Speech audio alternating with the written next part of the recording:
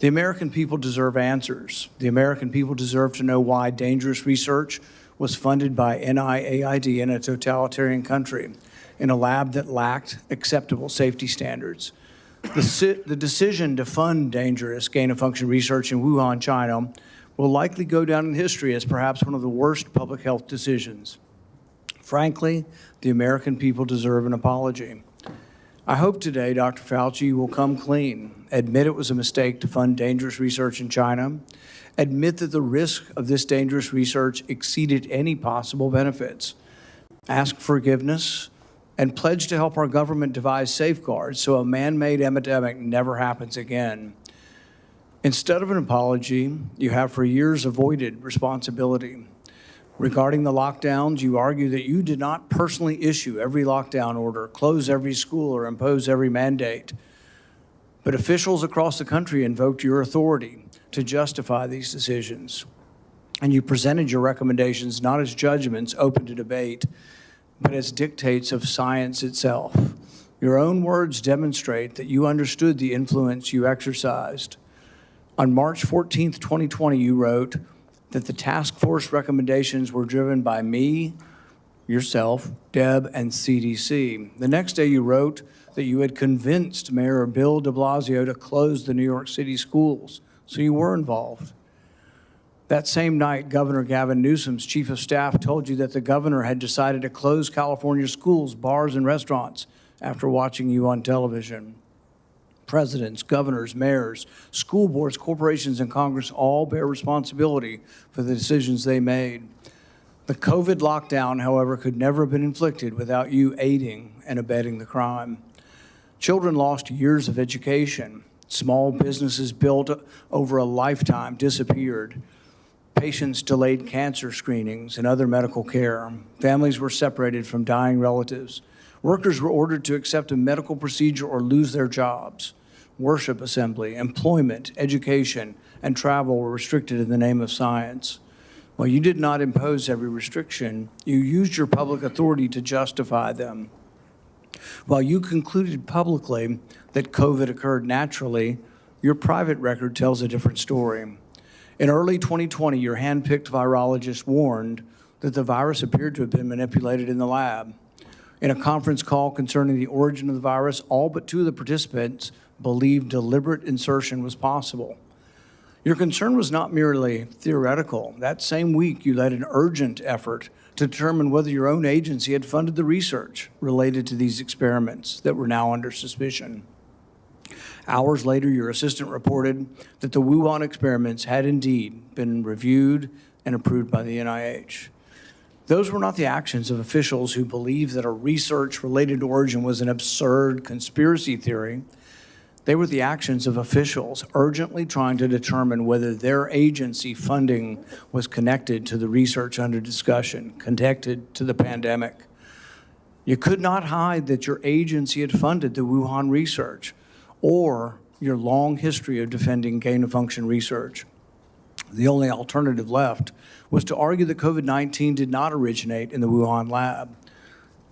You were not a detached observer.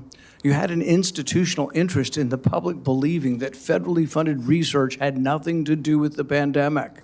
It was a conflict of interest from the very beginning. The authors of the proximal origin of SARS-CoV-2 privately had serious doubts about a natural origin. Within days, though, they flipped, and they all wrote in proximal origin that the virus was almost certainly not a laboratory construct. That paper was then used by the government and the media and you to discredit Americans who were asking the same questions that you and the authors were asking yourselves privately. You even cited proximal origin from the White House podium. You held it out as evidence that the virus could not have been engineered, but you didn't disclose your role in the discussions that preceded the writing of the paper. You did not disclose the author's original concerns. You did not reveal that you had been part of the paper, that you had read and offered editorial comments on the paper before it was published, before you began using it as evidence that it couldn't have originated in the lab. You did not disclose that you had immediately investigated yourself whether NIAID funding might be connected to the research. You did not tell the American people the full story. Duly released private messages indicate that the doubts with the authors and others didn't disappear after the publication. So while this was being waived at the White House to show that it couldn't come from the lab, the authors were still privately continuing to assign a meaningful probability to a laboratory origin, one thing in public and another in private. Some of the same scientists discussed avoiding email and carefully managing communications that might eventually be obtained under the Freedom of Information Act. The pattern is straightforward. Privately, there was alarm, then an immediate inquiry to see if NIAID's possible exposure to funding, then a rapid public declaration of certainty, continued private doubt, and then years of resistance to disclosure. The question is why? The only logical answer is that your primary concern was avoiding culpability. Your primary concern was hiding the fact that you had approved the funding for this dangerous research. Your support of gain-of-function research is extensive and long-standing. In 2011, your agency funded Ron Fauci's laboratory when it mutated the avian flu until it could spread through the air between mammals. This was the tipping point. This is when others became worried. You funded this. You advocated for this. The federal government's own biosecurity board, though, recommended withholding the details of these experiments because of the danger the research posed. People were concerned that publishing it was publishing a roadmap to creating bioweapons around the world. But you sided with the gain-of-function scientist Fauci and argued that the benefits of publishing the research far outweighed the risks. You defended this avian flu transmissibility experiments as critical research. You wrote that even if a scientist became infected and triggered a pandemic, the benefits of the gain-of-function experiments outweighed the risk. In 2014, your agency, NIAID, began funding the Wuhan bat coronavirus work. In 2015, Ralph Barrick and the Chinese scientist Shi Zhengli published NIAID-supported research combining a bat coronavirus spike protein with a SARS backbone. The resulting virus could infect human airway cells. It's a novel virus that now can infect human cells. It gained transmissibility, it gained function. In 2018, the same group of scientists, EcoHealth, Barrick, Shi, and their collaborators submitted the diffuse proposal,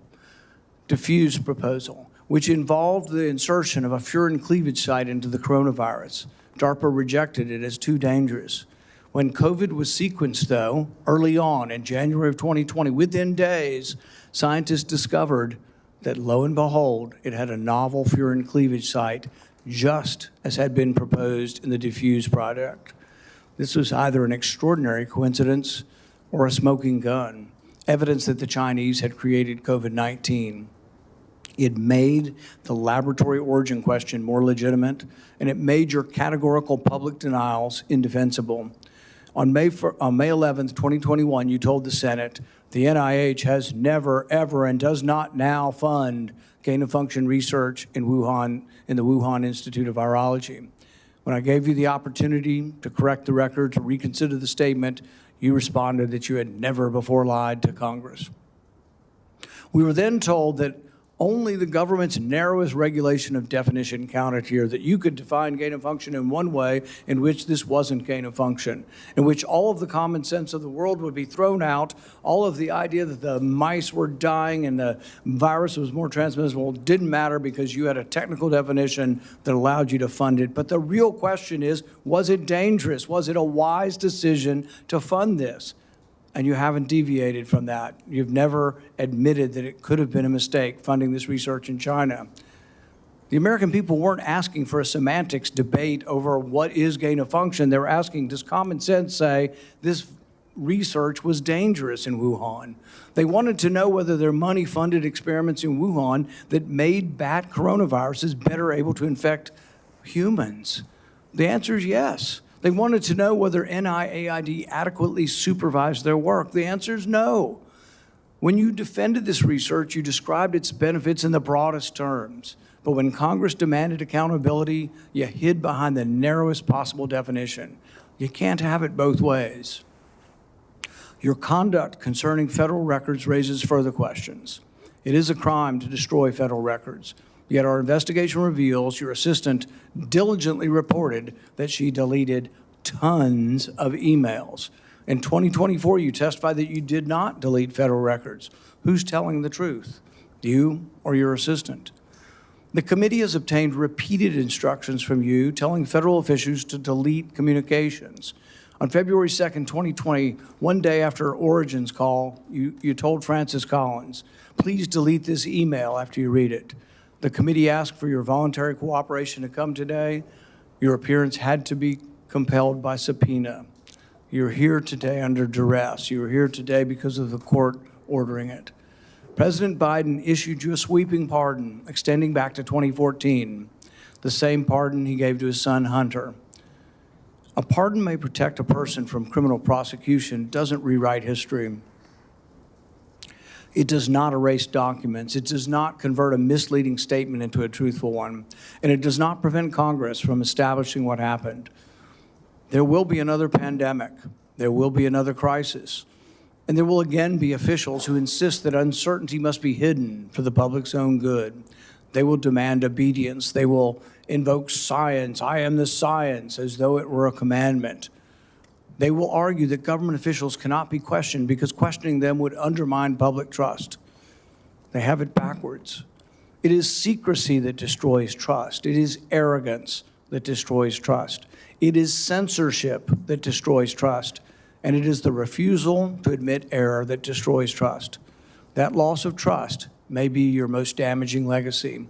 Trust can't be ordered, it has to be earned.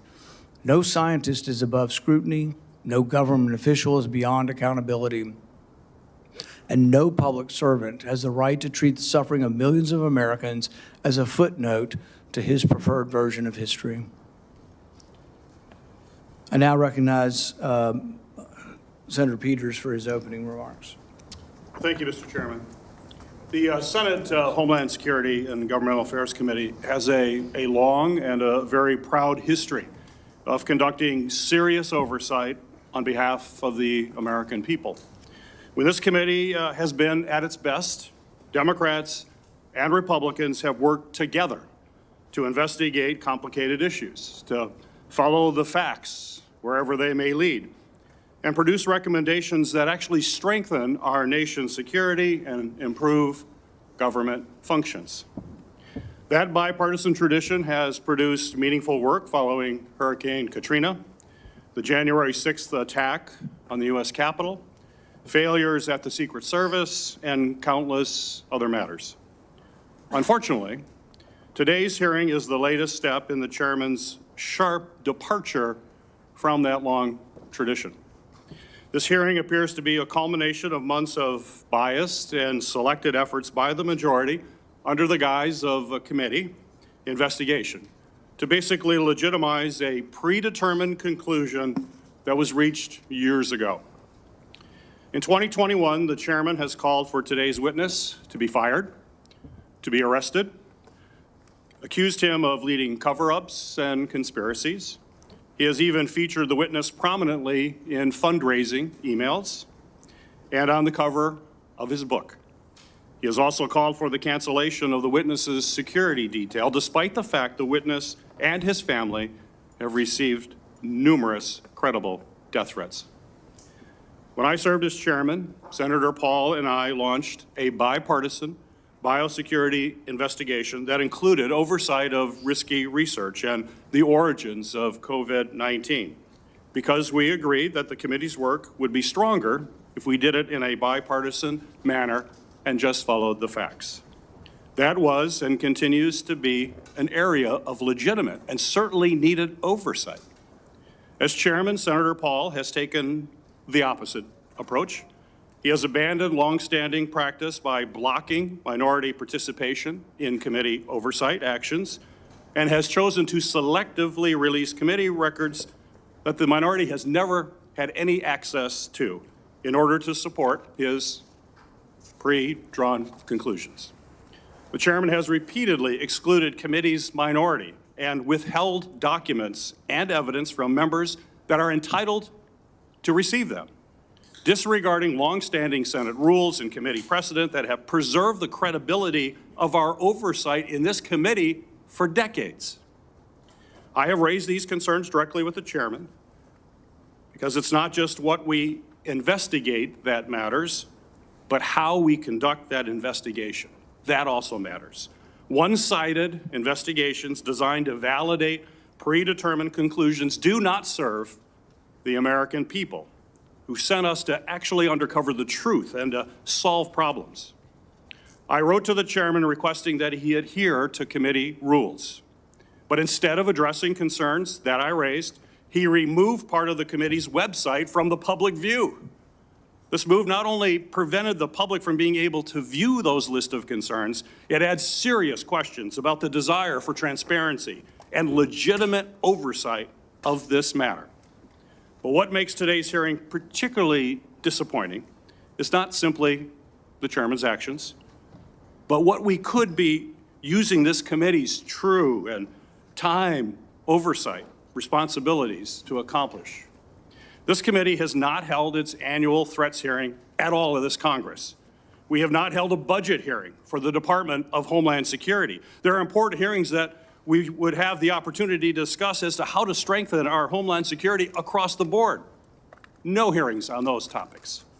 Instead of focusing on the national security challenges that we are facing in our country right now, today's hearing looks backwards, revisiting questions this committee has already examined, including through bipartisan work that Senator Paul and I conducted together when I served as chairman of this committee. But rather than building on that work to strengthen our preparedness against future disasters, we are instead relitigating the past. COVID-19 exposed serious deficiencies in our nation's public health infrastructure. We know that. More than 1 million Americans lost their lives, and this committee should absolutely continue to examine how we can better prepare our nation against future biological threats. Those are the kinds of forward-looking, life-saving questions that will help our nation be better prepared to protect the health and the safety of Americans when the next emergency occurs. Unfortunately, at this precise moment, we should be strengthening our capabilities. The Trump administration seems to be doing everything in their power to actually weaken our capabilities. The administration has hollowed out the public health workforce. They have fired, pushed out, and cut funding for public health personnel, shrinking the CDC workforce by a quarter. Thousands of experienced scientists have left government service, and with them has gone critical institutional knowledge that cannot be easily replaced, certainly not quickly replaced. The administration, thanks to political operatives like Russell Voit, has slashed or illegally withheld funding for life-saving medicines and cutting-edge technologies that let us rapidly develop them during an emergency. Mr. Voit is now further politicizing the federal grant-making process, proposing to subject all federal grants, including those for disaster relief, housing development, and cancer research, to the whims of political appointees, not nonpartisan experts. All of this has left the American people more vulnerable to infectious disease threats, and we are already tragically seeing the consequences. Staffing and funding cuts have slowed the federal, state, and local response to ongoing outbreak of a foodborne parasite, which has sickened thousands in my home state of Michigan, as well as across the country. At the same time, the administration cuts to global health programs and international partnerships have greatly reduced our ability to contain dangerous diseases like Ebola before they spread to our shores. We should be examining whether our federal health agencies have the personnel and the resources they need to effectively prevent, detect, and respond to these threats. We should be asking how to strengthen our biodefense efforts to deter our adversaries and prevent biological attacks against our country, and how our government can better coordinate and communicate during public health emergencies. These are the kinds of forward-looking matters that are worthy of this committee's time. Instead, we are here continuing the chairman's year-long focus on one individual. History tells us, unfortunately, Another pandemic is all but inevitable. The question is whether Congress and this committee will work to better prepare our country for it, or continue looking backward while our public health infrastructure crumbles around us. That is the hearing that we should be having today. Unfortunately, I fear the intent of this hearing is only meant to further a purely partisan agenda and it will not make Americans safer. Thank you, Mr. Chairman. The accusation that the committee has denied access to the minority to records is categorically false. This is the most transparent investigation in the history of Congress. We actually created a website, and we put all of the information on the website. It continues to operate. The reason it hasn't been accessed is no Democrat ever signed up for it. Not one Democrat. We told them the access. They never asked for the access code. They haven't been on the website because they have not cared about the investigation. It's a practice of this committee to swear in the witness. Dr. Fauci, please stand and raise your right hand. Do you swear that the testimony you will give before this committee will be the truth, the whole truth, and nothing but the truth? So help you God. Dr. Anthony Fauci, you are recognized for 5 minutes for your opening statement. Mr. Chairman, Ranking Member Peters, members of the committee, I served at the NIH for over 54 years, 38 of those as director of the National Institute of Allergy and Infectious Diseases. Over that period, I proved that I believe in and respect the value of legitimate congressional oversight. In fact, I testified before and/or briefed Senate and House Senate and House committees well over 200 times over those 38 years. During and after the COVID pandemic, I have appeared multiple times for hearings in the Senate and the House, usually under oath, and sat for several days-long transcribed sworn interviews, answering questions about the very issues that are now the subject of this hearing.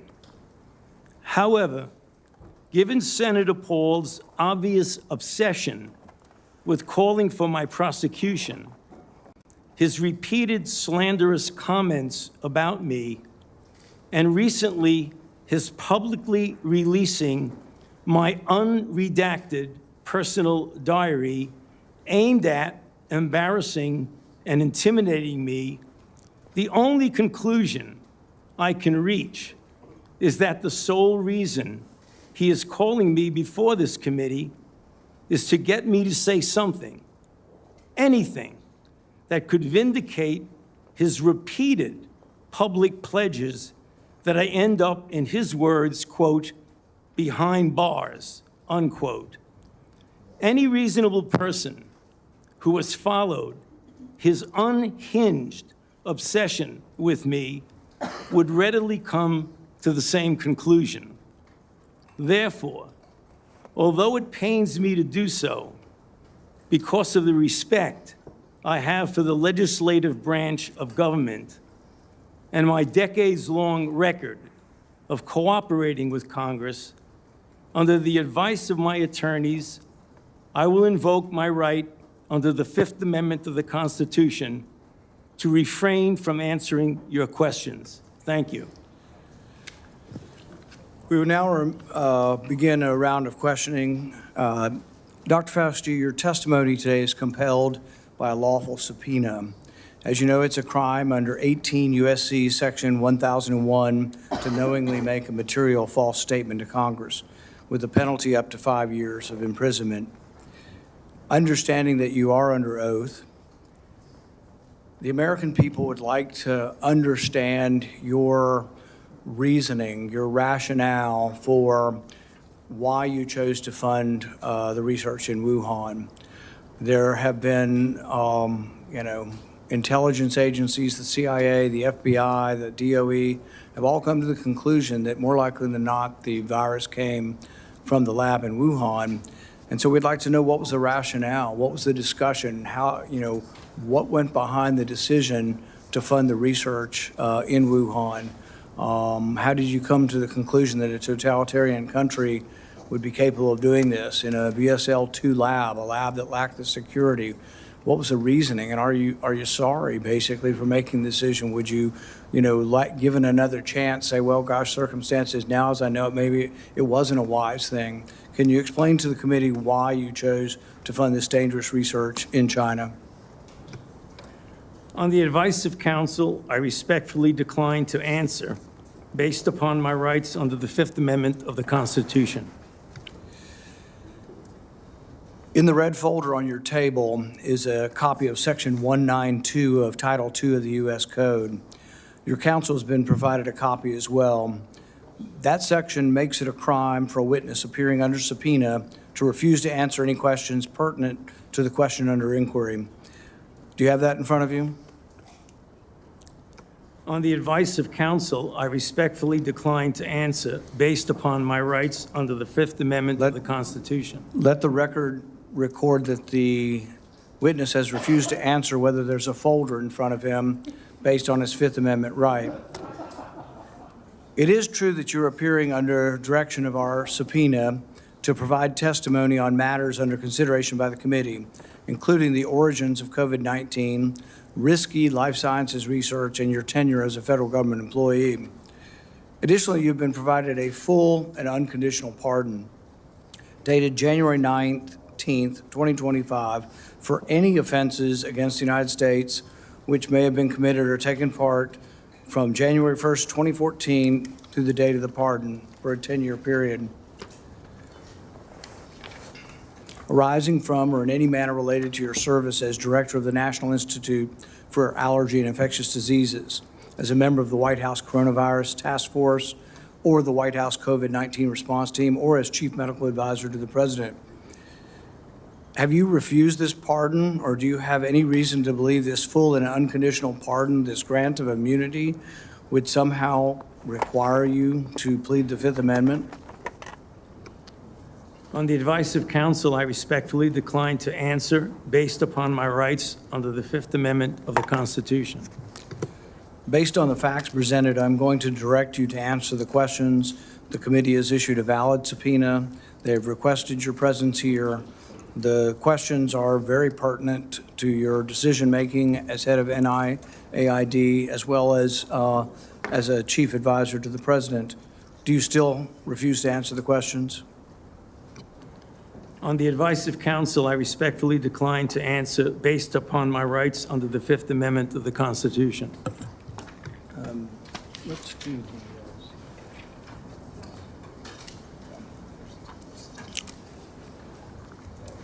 Dr. Fauci, were you ever made aware of gain-of-function research on monkeypox being conducted at the National Biodefense Analysis and Countermeasure Center and back at Fort Detrick?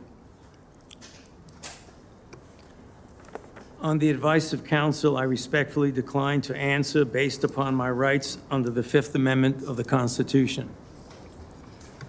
Dr. Fauci, did the CIA ever transfer funds to NIH under an interagency agreement? On the advice of counsel, I respectfully decline to answer based upon my rights under the Fifth Amendment of the Constitution.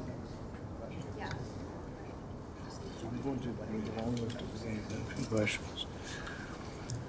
Dr. Fauci, did the NIH ever conduct research for or in coordination with any element of the intelligence community, CIA, ODNI? On the advice of counsel, I respectfully decline to answer based upon my rights under the Fifth Amendment to the Constitution.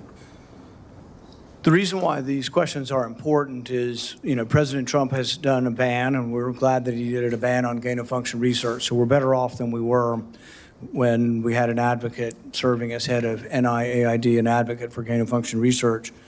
There is still, though, a question, though, whether or not the intelligence community is adhering to that order.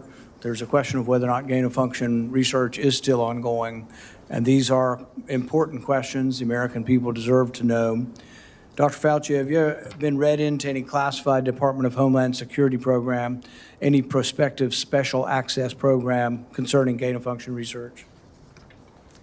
On the advice of counsel, I respectfully decline to answer based upon my rights under the Fifth Amendment of the Constitution. When we look at the research in China, the gain-of-function research that you've denied was gain-of-function, one of the things that startled the scientists when they saw COVID in the first couple of weeks was when they looked at the sequence of it, they said, oh my God, there's a furin cleavage site in it. And in this particular family of coronaviruses, the sarbecoviruses, they'd never seen this before. They were also startled to look at it and see how it was coded for, what the codons were, and to discover that the codons used out of 36 different possibilities turned out to be the one that was commonly used in gene manipulation by scientists. Dr. Fauci, were the scientists at the Wuhan Institute of Virology capable of inserting a furin cleavage site into a coronavirus? On the advice of counsel, I respectfully decline to answer based upon my rights under the Fifth Amendment of the Constitution. So one of the experiments that was pretty common was they would take the backbone of a SARS virus, and this would be a SARS virus that the backbone itself wasn't that dangerous, but then they would dig through guano, 300 feet underground, bat guano. They'd find other viruses, unknown viruses. They'd take the S protein off of an unknown virus and stick it on a backbone. And then they would infect mice that have humanized cells. And they were trying to discover if they could create a virus that infects humans. Now, many people would say, well, gosh, that doesn't sound like a really good idea to create viruses that don't exist in nature to see if they'll infect human cells. What if one escaped? What if you keep infecting this and do serial passage, you actually adapt the virus to be infectious to humans? So the question is whether or not Dr. Fauci, the Wuhan Institute of Virology, was combining an S protein with one virus with the backbone of others, and could this lead to a virus, maybe it wasn't even predicted, but could it lead to viruses that gained in function and then could lead to a pandemic? On the advice of counsel, I respectfully decline to answer based upon my rights under the Fifth Amendment of the Constitution. One of the arguments that you and others have made against this virus coming from the lab is it couldn't have come from the viruses that have been published. And nobody's really arguing that. I think from the very beginning, people acknowledged that the viruses that have been published are too far evolutionarily distant from a virus that could have become COVID-19. But what has never been acknowledged by the side who tries to call the other side of conspiracy theory, which is really something you don't usually see in a scientific debate. This is the first time I've ever seen an article printed in Lancet by your friends who called this a conspiracy theory. You know, these are the kind of things you see as a screed on a political, website. You don't really see this in science. But when they release this as being a conspiracy theory, we're wondering that when you do this, when you combine these viruses and are able to grow them in humanized cells, whether or not this kind of risky research, whether you call it gain of function or not, whether you use the definition of gain of function, whether this kind of research should have had more scrutiny. I think in your House testimony, you testified that you never traveled to China and that you were unaware that anybody at NIH ever examined the labs, that you trusted the Chinese scientists. I think you said that even recently, that with your discretion, you trusted the Chinese scientists. The problem is that even in our country, we trust our scientists. They're good American scientists, probably doing the right thing for America. But at the same time, we oversight to make sure it's not dangerous research, but we also investigate the lab. I believe Fort Detrick was one of our main labs, was closed down in the last year or two because of research institute, a research incident that was dangerous with dangerous pathogens. And so the American people would want to know, how could you approve this dangerous research in China, say that you trusted the Chinese scientists, and then in the end, you had to admit that you'd never been there, and none of your inspectors had ever been there. Dr. Fauci, had any of the labs where this dangerous research was occurring, were any American lab oversight or lab investigators, did they ever appear in these labs to make sure that they were safe labs? On the advice of counsel, I respectfully decline to answer based upon my rights under the Fifth Amendment to the Constitution. So one of the main theories for those who have looked at this being created in the lab was the idea that could have come from a virus not previously published. Dr. Fauci, are you aware that Dr. Shi, who worked for the Wuhan Institute of Virology, was said to, and I think in her own words, to have over 100 viruses that had not been previously published that could have been a close enough relative to create COVID-19? Are you aware of that? On the advice of counsel, I respectfully decline to answer based upon my rights under the Fifth Amendment to the Constitution. Under your testimony previously, when you denied ever having funded gain of function in China, it was so adamant as to be striking, to leave no room for any interpretation of what is or isn't gain of function research. But there's another important question. Did you fund gain of function research in other biolabs around the world? On the advice of counsel, I respectfully decline to answer based upon my rights under the Fifth Amendment to the Constitution. The one research project that we do know you did fund is the one that Ron Fauci did. And it's important to talk about because this sort of was the beginning of the debate over gain of function. This wasn't just me. I wasn't even aware of the debate 10 years ago. This was other scientists. Over 200 scientists at the Cambridge Working Group signed a protest because they didn't think you should fund the research, and they didn't think it should even be published because it was sort of a roadmap as to how to make a bioweapon. So what they did was the avian flu, and this is important. It may be the most important question we get to here today. The avian flu has about 50% mortality for humans. The good news, though, about animal viruses is they don't infect humans very well. It will infect humans, but doesn't go human to human very well. Ron Fauci, with the money that you provided to him, did an experiment where he caused purposeful mutations to create a new virus, an avian flu that didn't just infect birds well, but actually infected mammals well, went ferret to ferret in an aerosolized manner.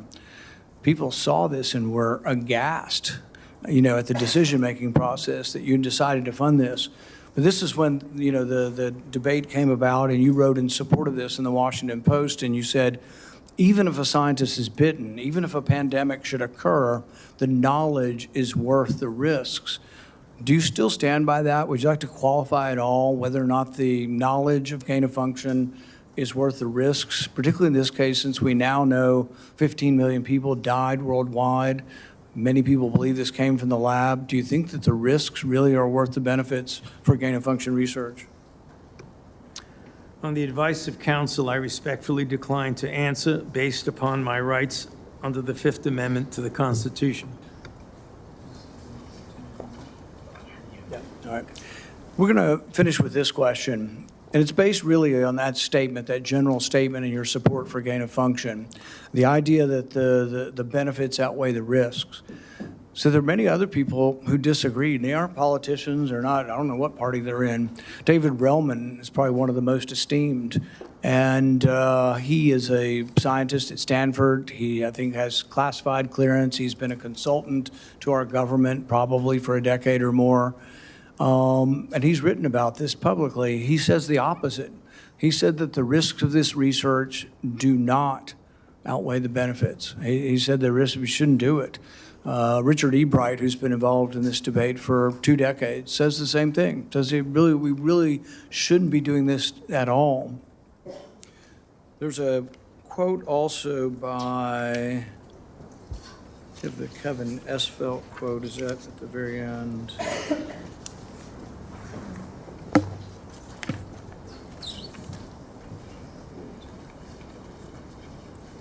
Kevin Esvelt, who's a CRISPR scientist at MIT, also wrote about this gain of function. I implore every scientist, funder, and nation working in the field, please stop. No more trying to discover or make pandemic-capable viruses. No more experiments likely to disseminate blueprints for plagues. Dr. Fauci, would you like to at least answer this one question for us today and let us know whether or not you've changed your mind on whether or not the benefits of gain of function research outweigh the risks? On the advice of counsel, I respectfully decline to answer based upon my rights under the Fifth Amendment to the Constitution. The chairman has denied your assertion of privilege and directed you to answer, but you nonetheless refuse and stand on privilege despite the existence of the pardon. The committee will have to consider, after this hearing, what appropriate action should be taken against you for the failure to testify after being directed to do so. It's against the law to obstruct an investigation of Congress. There will be repercussions to your refusal to testify today. Senator Peters.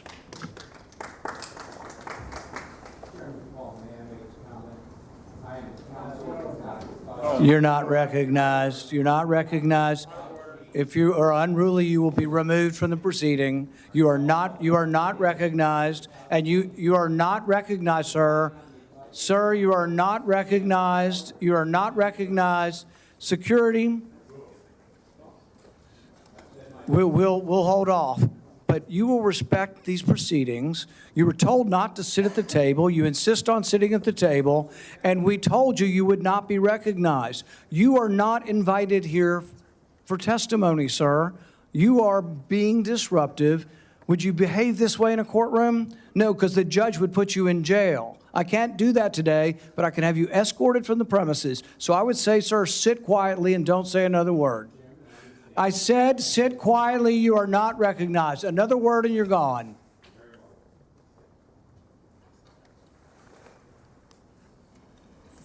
So, Mr. Chairman, I'd like to hear what the attorney has to say. He is not recognized by the committee or the chair. If he speaks again, he will be removed from the room. This testimony is from Anthony Fauci. This is not a game with his lawyers. He can advise, his lawyers can give him advice. He's got a half dozen here. They're all allowed to talk to him. Yes. All right? Yeah. But the attorneys are not recognized. In fact, the attorney was told not to sit at the table, and he's not obeying that recommendation. There's a row behind you, sir. That's where you were told to sit, and you're not. And now you're disrupting the proceedings. And so, look, this is the way Anthony Fauci wants to be remembered, for a lawyer not listening to the rules. That's the way you want to be remembered, and that's what you're going to do. You are not recognized, sir. Security, please remove him from the room.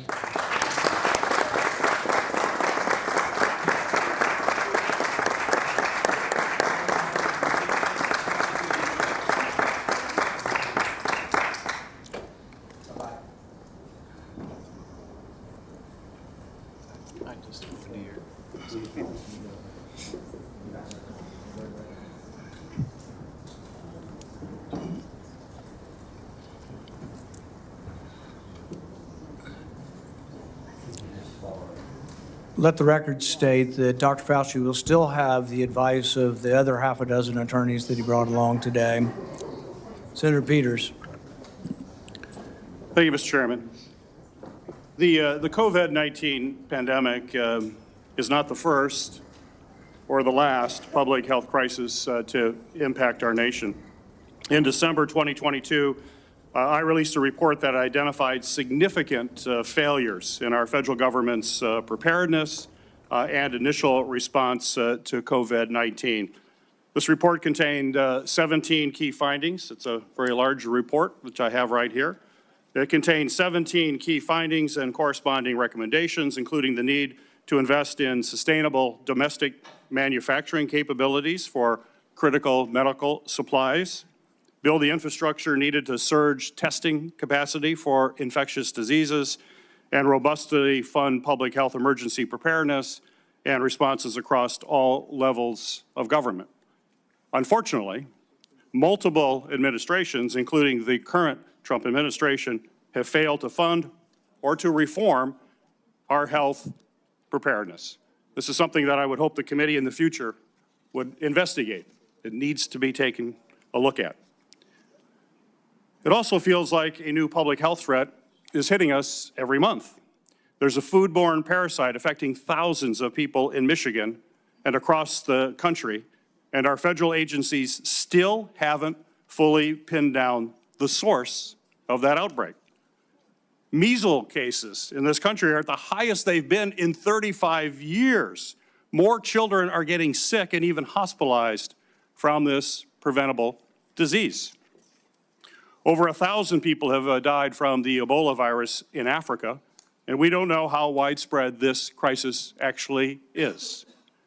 We have a hantavirus scare on a cruise ship, and though it hasn't made headlines in the way that the screwworm threatening our food security has, I remain concerned about bird flu that is also spreading and could one day cause a pandemic. This is also something this committee should be investigating and holding hearings on. Since January 2025, the Trump administration has taken a number of actions to drastically weaken our ability to fight infectious diseases and biological threats that endanger Americans.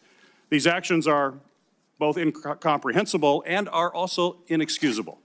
They include slashing funding for public health and infectious disease research, canceling contracts for cutting-edge vaccine technology, shutting agencies responsible for tackling infectious diseases around the world, firing thousands of federal employees with keeping our communities and our medicines and our food supply safe, and injecting political appointees in what should be non-political grant-making functions. That is something this committee should be looking at. I could go on. I could go on all the topics that we need to be looking at moving forward to protect this country. We're not doing that in this committee. That's what this committee was designed to do. It's what it has done throughout history. It has done it in a bipartisan way. We should get back to that and think about the future of this country and keeping this country safe. When a crisis like COVID-19 strikes, we have an obligation to examine what went right and what went wrong to provide accountability for the American people. Congress certainly has done that. Between the House and Senate, nearly 20 different committees, including this committee, as I mentioned, have conducted oversight of the COVID-19 pandemic, conducting transcribed interviews, holding dozens of hearings, and released more than 10 reports. Today's exercise, unfortunately, is a stark departure from those largely bipartisan, legitimate efforts. The chairman has shut the minority out of participating equally in these efforts, withheld information, selectively released documents, actions that completely undermine the credibility of this investigation. I will enter a record without objection, Mr. Chairman, a letter that I sent to you that detailed all of those areas that we have concern with and where we were shut out. Without objection. We'll provide other details as well. I think today's hearing unfortunately does real damage. It's tempting to turn one person into the scapegoat for a crisis that hundreds of officials across both the Trump and the Biden administration were responsible for handling. And it does so in a way that people that are facing death threats. This is only going to unfortunately deter other scientific experts from public service to understand that this is what they would have to go through as they provide their advice to us. We're not going to make our nation safer, and I hope that we can restore by doing these kinds of activities, and I hope that we can restore our legitimate bipartisan oversight that's going to help strengthen our public health and pandemic preparedness and other homeland priorities. That's what this committee needs to focus on. It hasn't the last year and a half. Let's hope it does in the future. Thank you, Mr. Chairman. Senator Johnson. Thank you, Mr. Chairman. Dr. Fauci, I hope the American people listen very carefully to Chairman Paul's opening statement. I think it's a stunning indictment of the actions you've taken that have been so destructive to global health. I certainly understand why you needed a pardon. I certainly understand why, on the advice of counsel, you're not answering any questions, because I think it would be almost impossible for you to answer the questions truthfully without really demonstrating what you did, your culpability, self-incriminating. We have, all of us, has prepared a lot. I've been deluged with questions to ask Dr. Anthony Fauci. There are so many legitimate questions that deserve answers, and now you're not willing to provide those answers. So with my limited time, I'm going to talk about things that my investigation have revealed that have not been adequately answered and, quite honestly, haven't been adequately covered by the legacy media. I'll kind of combine the questions into kind of one, but you know, I certainly, let's put up the last COVID chart.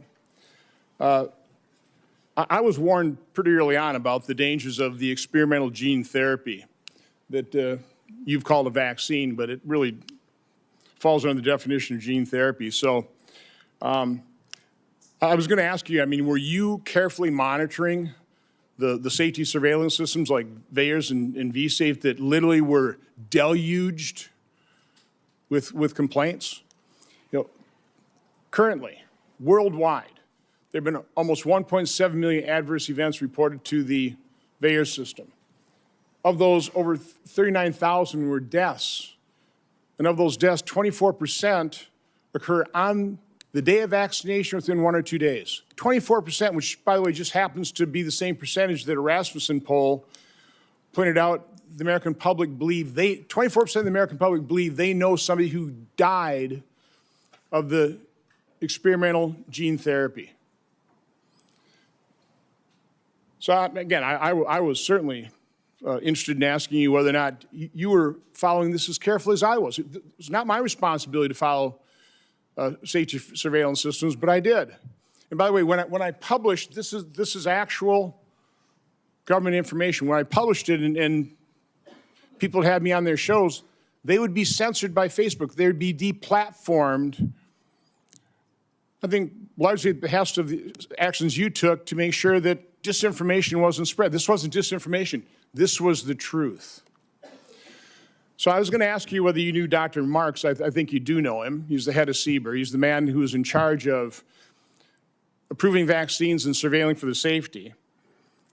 My investigation shows that on March 1st of 2021, less than 3 months after the emergency use authorizations, he was warned by Dr. Anna Scharsman, data mining expert, that the algorithm they were using to analyze VAERS data was going to hide in mass safety signals. 26 days later and 3 months consecutively after that, they did data runs with a new algorithm that unmasked those safety signals. They showed dozens of safety signals, including sudden cardiac death, cerebral artery occlusion, basal ganglia stroke, agonal rhythm, Bell's palsy, and pulmonary infarction. Your diaries now show that you actually suffered pulmonary infarction in, I think, probably June 2021. I was just wondering whether it ever went through your mind that maybe that injection, all those boosters you took might have caused that. You know, and the question I was going to, and I'll ask this question, were you ever made aware of the fact that Peter Marks was warned that the algorithm was going to hide the safety signals? And were you told that senior FDA officials were given shown dozens of safety signals associated with the COVID injection? On the advice of counsel, I respectfully decline to answer based upon my rights under the Fifth Amendment to the Constitution. Next area I want to go through is in that same month of March 2021, an employee at NIH, Dr. Nath, led a team of researchers who were diagnosing and treating individuals who'd never had COVID but were severely injured by the genetic therapy injections. Dr. Nath told those individuals, stay quiet. You know, we want to make sure that we gather all the information and then release it to doctors so they can treat people like yourself.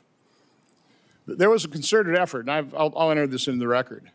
It appears inside NIH to quash Dr. Nath's publishing of that study. It finally was put on a preprint server with telling no one, and I think about May of 2022. I think what's noteworthy about this is Dr. Nath told the injured participants that early treatment, early intervention was crucial for them to be treated. And yet within the NIH, they were questioning what was Dr. Nath doing.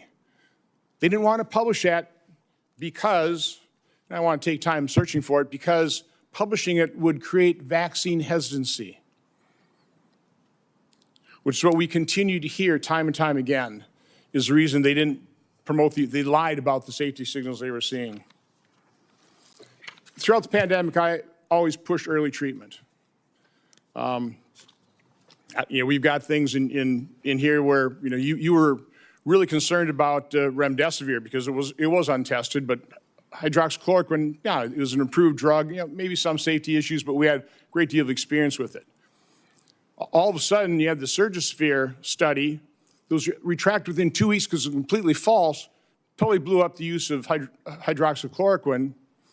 And then when it comes to ivermectin, which, by the way, because I was contacted by so many people, I referred them to doctors who actually had the courage and compassion to treat vaccine-injured individuals. It works. But I was going to ask you whether you were involved in the FDA attack on ivermectin. You had a interview on CNN on August 29th of 2021, where, again, I just don't want to take time to find the exact quote, but you said there's no evidence that ivermectin is helpful. On that exact same day, and I've got the studies right here. There was a website that was tracking the random controlled studies. Here they are, showing 60, 70% efficacy of ivermectin. The same day you say there's no evidence, there was all kinds of evidence. Loved ones had to go to hospitals, had to sue hospitals. Just, would you try it?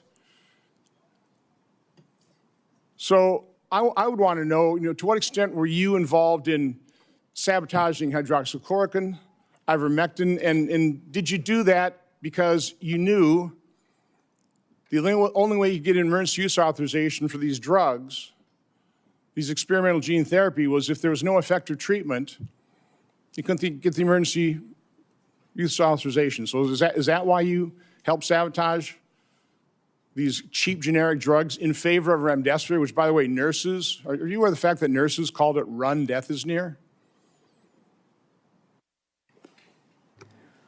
On the advice of counsel, I respectfully decline to answer based upon my rights under the Fifth Amendment to the Constitution. But let me end on this note because this just came to light. We've got 11 million pages of documents. We also have other people who were in the room. But now you actually lied to your own diary. On March 27, 2020, you wrote in your diary, "To my surprise yesterday, the POTUS sent a letter to governors outlining a plan to reopen county by county while monitoring the spread of virus in the low-risk counties. This was half-baked and never shown to Deb or I before it was sent out." So we have evidence that, in fact, you were fully aware of it and certainly approved, if not authored it. So I was just simply ask you, is that true? Did you literally lie to your own diary? Did you know of that letter sent out to governors about reopening county by county? And again, Mr. Chairman, I'd ask you to ask the witness to just answer that one simple question. On the advice of counsel, I respectfully decline to answer based upon my rights under the Fifth Amendment to the Constitution. Thank you, Mr. Chairman. Senator Hassan. Thank you. Dr. Fauci, I want to start by thanking you for more than 50 years of service to this country at the National Institutes of Health. And it is unfortunate that you have been put in the position that you are in today. And it must be enormously frustrating to know that this hearing is designed to entrap you. It must be very frustrating for your attorneys to hear the chair's mischaracterization of the legal issues and posture that impact your decisions at the witness table today. Meanwhile, I was going to ask you a series of questions about things that are relevant right now to the people of the United States about the state of public health in this country. Since President Trump took office in 2025, more than 4,500 cases of measles have been reported. That is more cases in the year and a half since Donald Trump has been president than were reported from 2000 to 2024 combined. Children are dying because there has been increased vaccine hesitancy, fueled by Robert F. Kennedy Jr., the Secretary of Health and Human Services, and frankly, his entire administration. Thousands of people in the United States of America have been sickened by a foodborne parasite, and the outbreak is nowhere near under control, as staffing at the FDA and other critical public health entities has been slashed by Russell Vogt and Elon Musk. Last year, the National Institutes of Health awarded 201 fewer grants compared to the previous years. 207, I am corrected, compared to previous years. As those grants were either canceled or delays, especially at the beginning of the Trump administration, I can tell my colleagues what the impact was on people in New Hampshire, on scientists in New Hampshire, on clinical trials in New Hampshire, where people's cancer treatment was interrupted because Elon Musk and Russell Vogt know better, they say, than the people at NIH about what to fund. And because they did some sort of word search, it seems, for some of the grants, and boy, oh boy, if you were studying rural health in New Hampshire and trying to understand how to better engage people who need health care in rural America, that was off the table. America is losing researchers and scientists to other countries because researchers and scientists, highly trained, highly qualified, invested in often by the American taxpayer, are finding the hostility from this administration so strong that it interferes with their science, and they want to pursue science wherever that science takes them. I also sit on the Health, Education, Labor, and Pensions Committee. We have had a number of hearings with nominees recently to fill critical spots. One of those nominees is Dr. Erica Schwartz, a brilliant woman, medical degree, biomedical engineering degree. I think she also told us she has a law degree and a master's in public health. She was a two-star admiral in the United States Navy, an experienced doctor. And yet, when I asked her if she would push back at Secretary Kennedy, if he instructed her to suspend the promotion of the flu vaccine as he did at some point in the last few months, there's an email to prove it, she couldn't answer that question. She either could not, would not, or had been bullied into evading a question about whether she, as the director of CDC, would stand up to Secretary Kennedy, the most unqualified Secretary of Health and Human Services this country has ever seen, and more than unqualified, somebody who pursues conspiracy theories, degrades people with disabilities, and continues to promote disproved science. That's the state of healthcare and public health in this country right now, not to mention the $1 trillion or so of cuts to the Medicaid program that is decimating healthcare in my state and decimating it around the country, not to mention the refusal of my colleagues and this administration to extend critical tax cuts for people who are trying to afford insurance on the Affordable Care Act. I just was at one of my community health clinics, and they are reporting fewer and fewer people coming in for care, disrupting care because they can no longer afford health insurance. And that is impacting, of course, the revenue stream to the community health clinic, their ability to hire and pay people, their ability to take care of their community. That's what I wish we were having hearings about in this committee and in the Health Committee.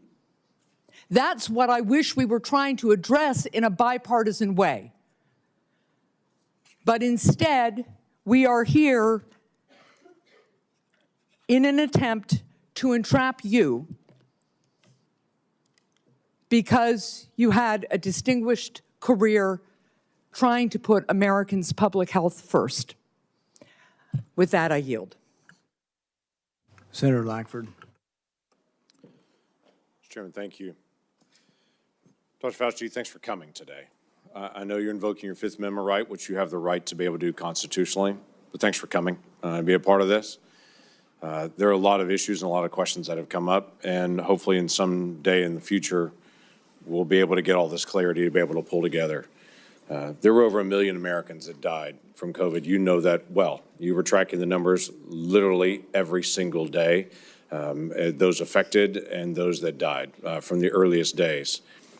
There are a lot of lessons that we've got to learn from this, that we should put into history to be able to determine what happens in the future, how do we respond in the future, how do we deal with something like this again. It was uncharted territory for everyone. But I would tell you, countless families, including my own, watched a loved one die behind glass or through a screen because we couldn't get access to them. Children couldn't get to school. People missed their prom or graduation ceremonies. There were lots of things that happened that dramatically changed the future of the country.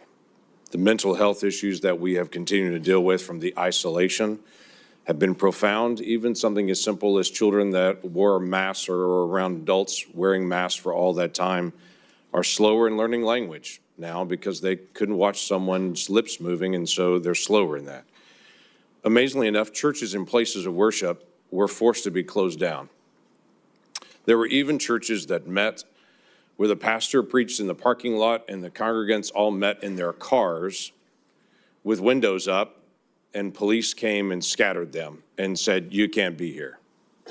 The simple act of social distancing became an issue as everyone guessed what's the right distance to be away from someone else. Literacy rates have declined.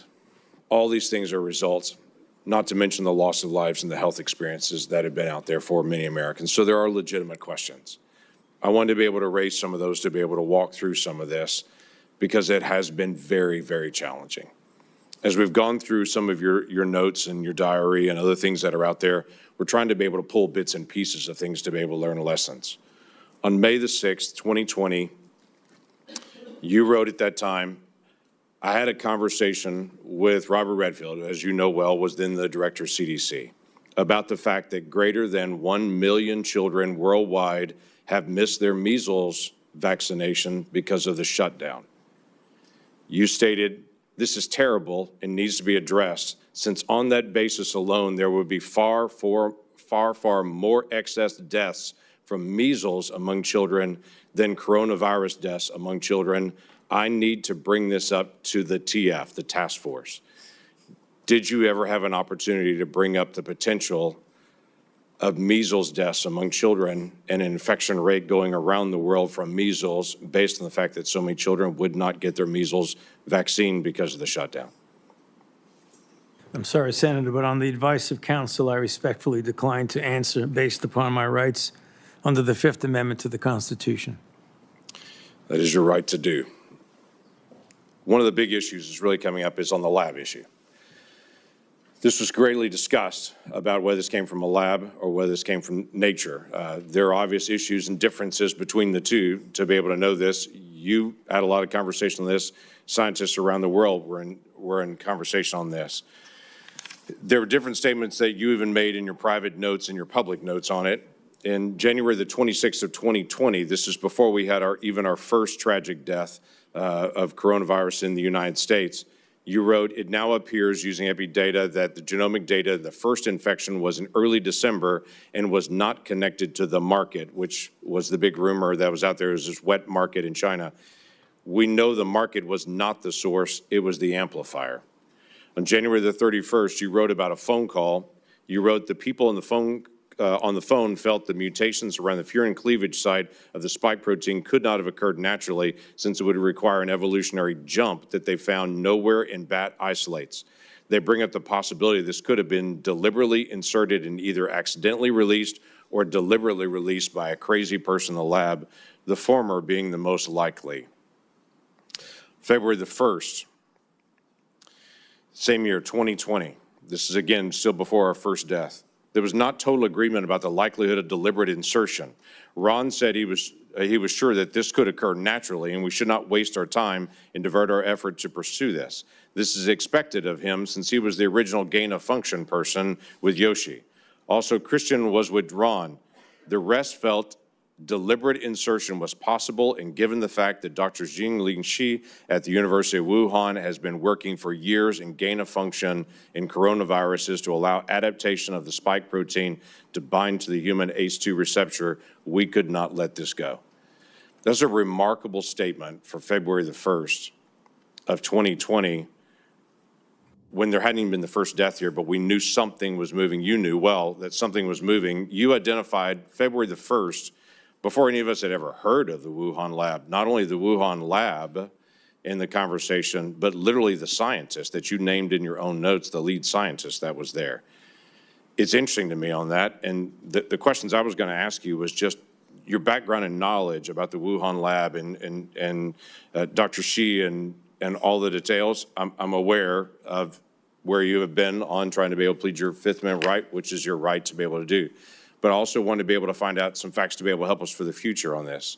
The Lawrence Livermore National Laboratory in May of 2020 put out a classified document that has only been recently unclassified on this, that had this statement: we assess all the necessary conditions for an accidental release of a laboratory-modified coronavirus, specifically a coronavirus adapted to recognize human cell receptors, were present at the Chinese Wuhan Institute of Virology in mid to late 2019. Now, the question that I had for you is, this is May the 27th of 2020. This is the report that most people will see, is this. I have clearance. I serve on the Intelligence Committee. I've actually read this complete document unredacted. My concern is, were you given the ability to see this document unredacted? Based on your position, were you able to see this and to be able to get this information? I could see it, and I know what's here. Everybody else just has their conclusion at the beginning of it, not this. My question to you was going to be, did you have access? Because it's important for the future that people in your position do have access to this kind of information and insight. Is there any way you could answer that question? Were you able to give access to this data? On the advice of counsel, I respectfully decline to answer based upon my rights under the Fifth Amendment to the Constitution.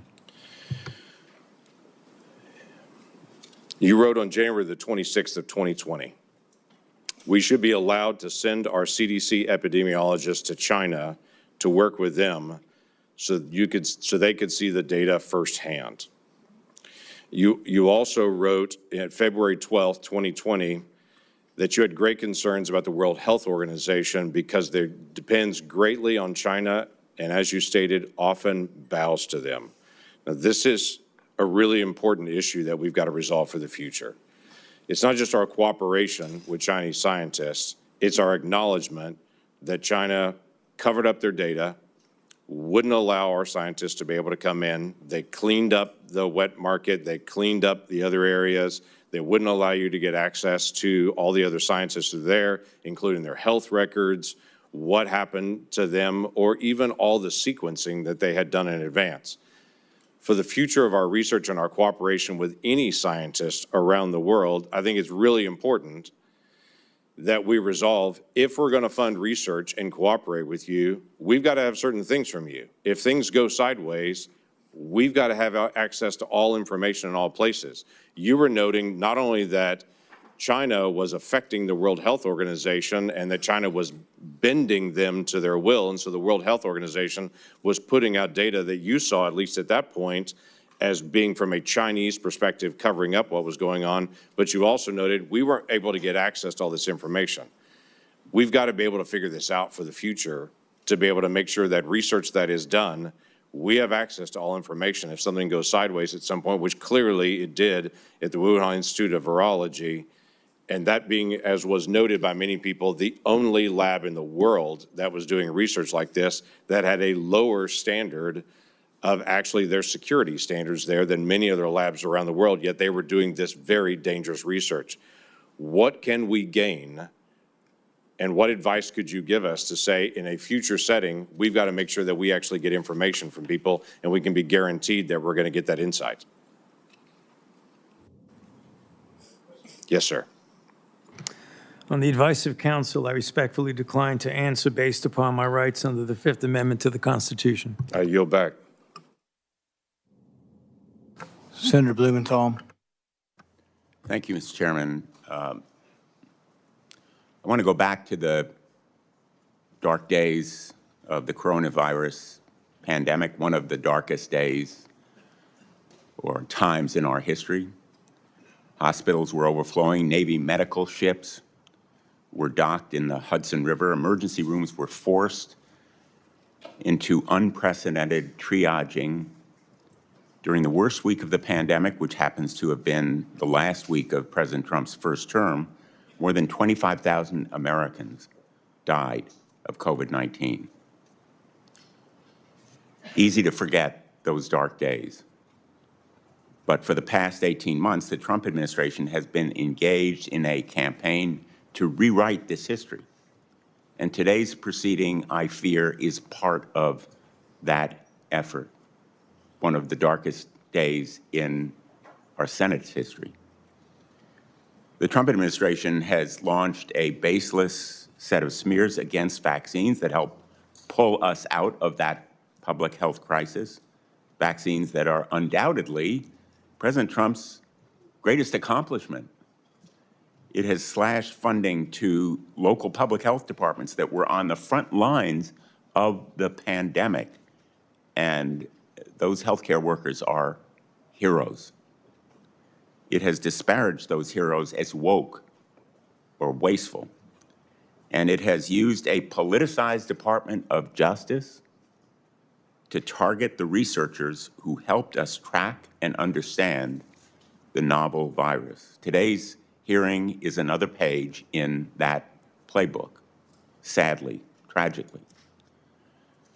Dr. Fauci, you've spent 5 decades in public service, including nearly 4 decades in leadership at the National Institutes of Health, helping to conquer COVID-19, but also HIV, swine flu, Zika, Ebola, and other epidemics with real-life results saving human lives.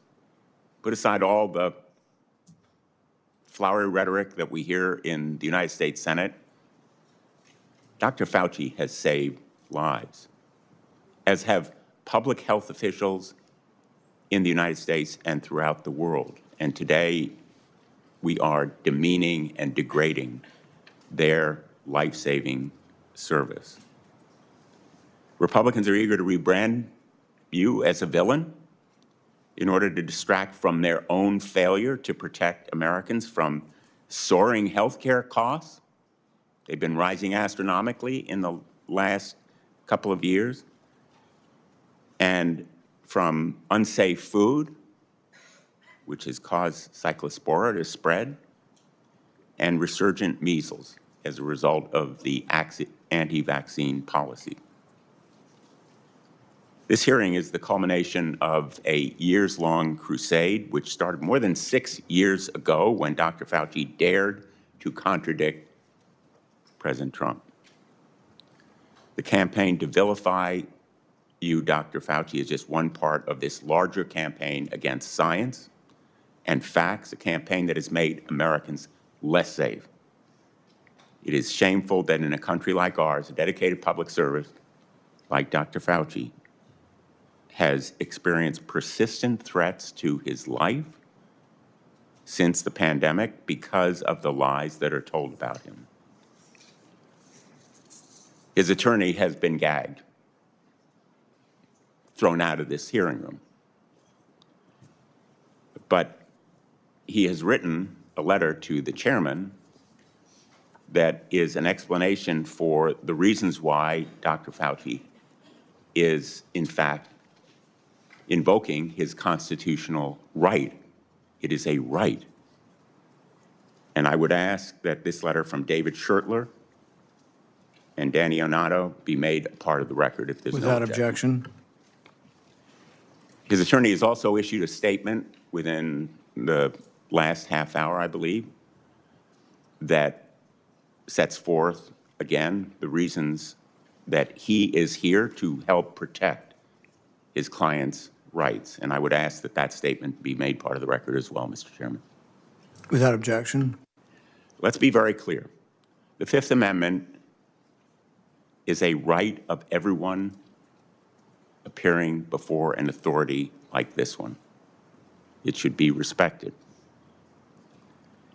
And the reason that Dr. Fauci has invoked it, in the words of his attorney, quote, during and after the COVID-19 pandemic, Dr. Fauci appeared at least a dozen times for congressional hearings in the Senate alone in answer to questions about the very issues on which you purport to seek information. He has been thoroughly transparent and consistent in providing factual information to Congress, and he is deeply familiar with the processes and protocols of sharing information with the legislative branch.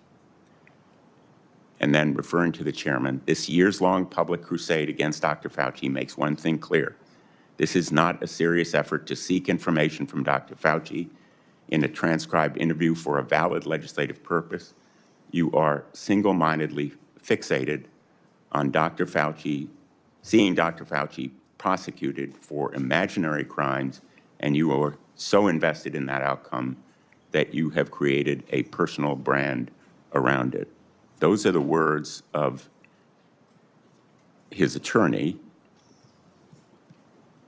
and he cites as well the statements of the chairman, which indicate a clear intent that the result of this proceeding be a prosecution.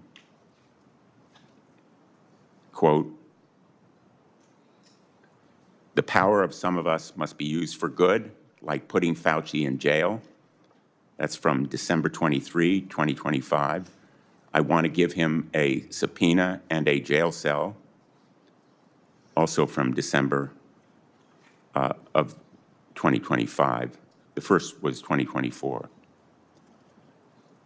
Those kinds of statements by the chairman of a committee in tweets certainly provide a well-founded fear that the proceeding underway is simply an effort to trap Dr. Fauci in some kind of criminal wrongdoing.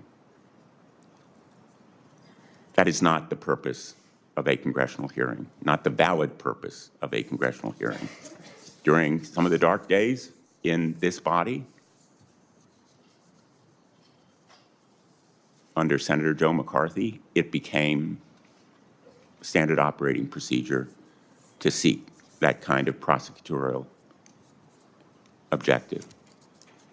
We should not be part of a rerun of that kind of effort. This attempt to rebrand one of the most challenging times in our nation's history is a short-sighted act of desperation that will leave us less prepared for the next pandemic. It is an insult to the memory of more than 1 million Americans who died from COVID-19. If there are valid scientific questions about the origins of this pandemic, COVID-19, about the kinds of steps that were taken to counter it, about the need for more preparation, they should certainly be addressed, but not in a show trial, not as part of a continuing vendetta against a single individual. And unfortunately, I fear that is what we are seeing today. America deserves better. Thank you, Mr. Chairman. In no courtroom in America can you have your witness plead the Fifth Amendment, and then your attorney gets to testify.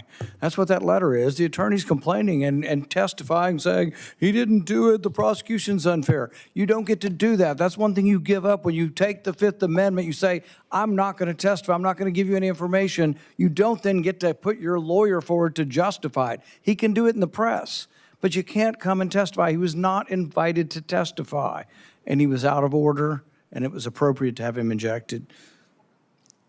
Senator. Chairman Paul, thank you for doing this. I think, I know in my state, people have been asking questions about Dr. Fauci for years. So Dr. Fauci, your entry has made clear that you love being a hero, a celebrity, and here having the eyes of the world upon you. You loved every newspaper profile, every photo shoot, every fancy dinner with the elites. To many Americans who lost family members, who lost trust in our federal government, you're not a hero. Unfortunately, you're a villain. You made yourself the story and abandoned the American people to serve your own ego. To begin, I would like to talk about your relationship with David Morenz. He was the senior advisor in the NIAID, Office of the Director, your office, for 16 years. He was your friend. He was a frequent guest at your house. You reportedly co-authored over 50 scientific articles with him. You turned to him first right after COVID-19 first occurred. Earlier this year, the Department of Justice charged him with conspiracy against the United States, in addition to other charges as part of a conspiracy to conceal information and falsify records to suppress alternative theories about the origins of COVID-19. Now, you've publicly kicked this man to the curb, saying, Dr. Morenz was not an advisor to me on institute policy or other substantive issues. So let's start with the use of personal Gmail accounts and Dave Morenz's relationship with Peter Daszak.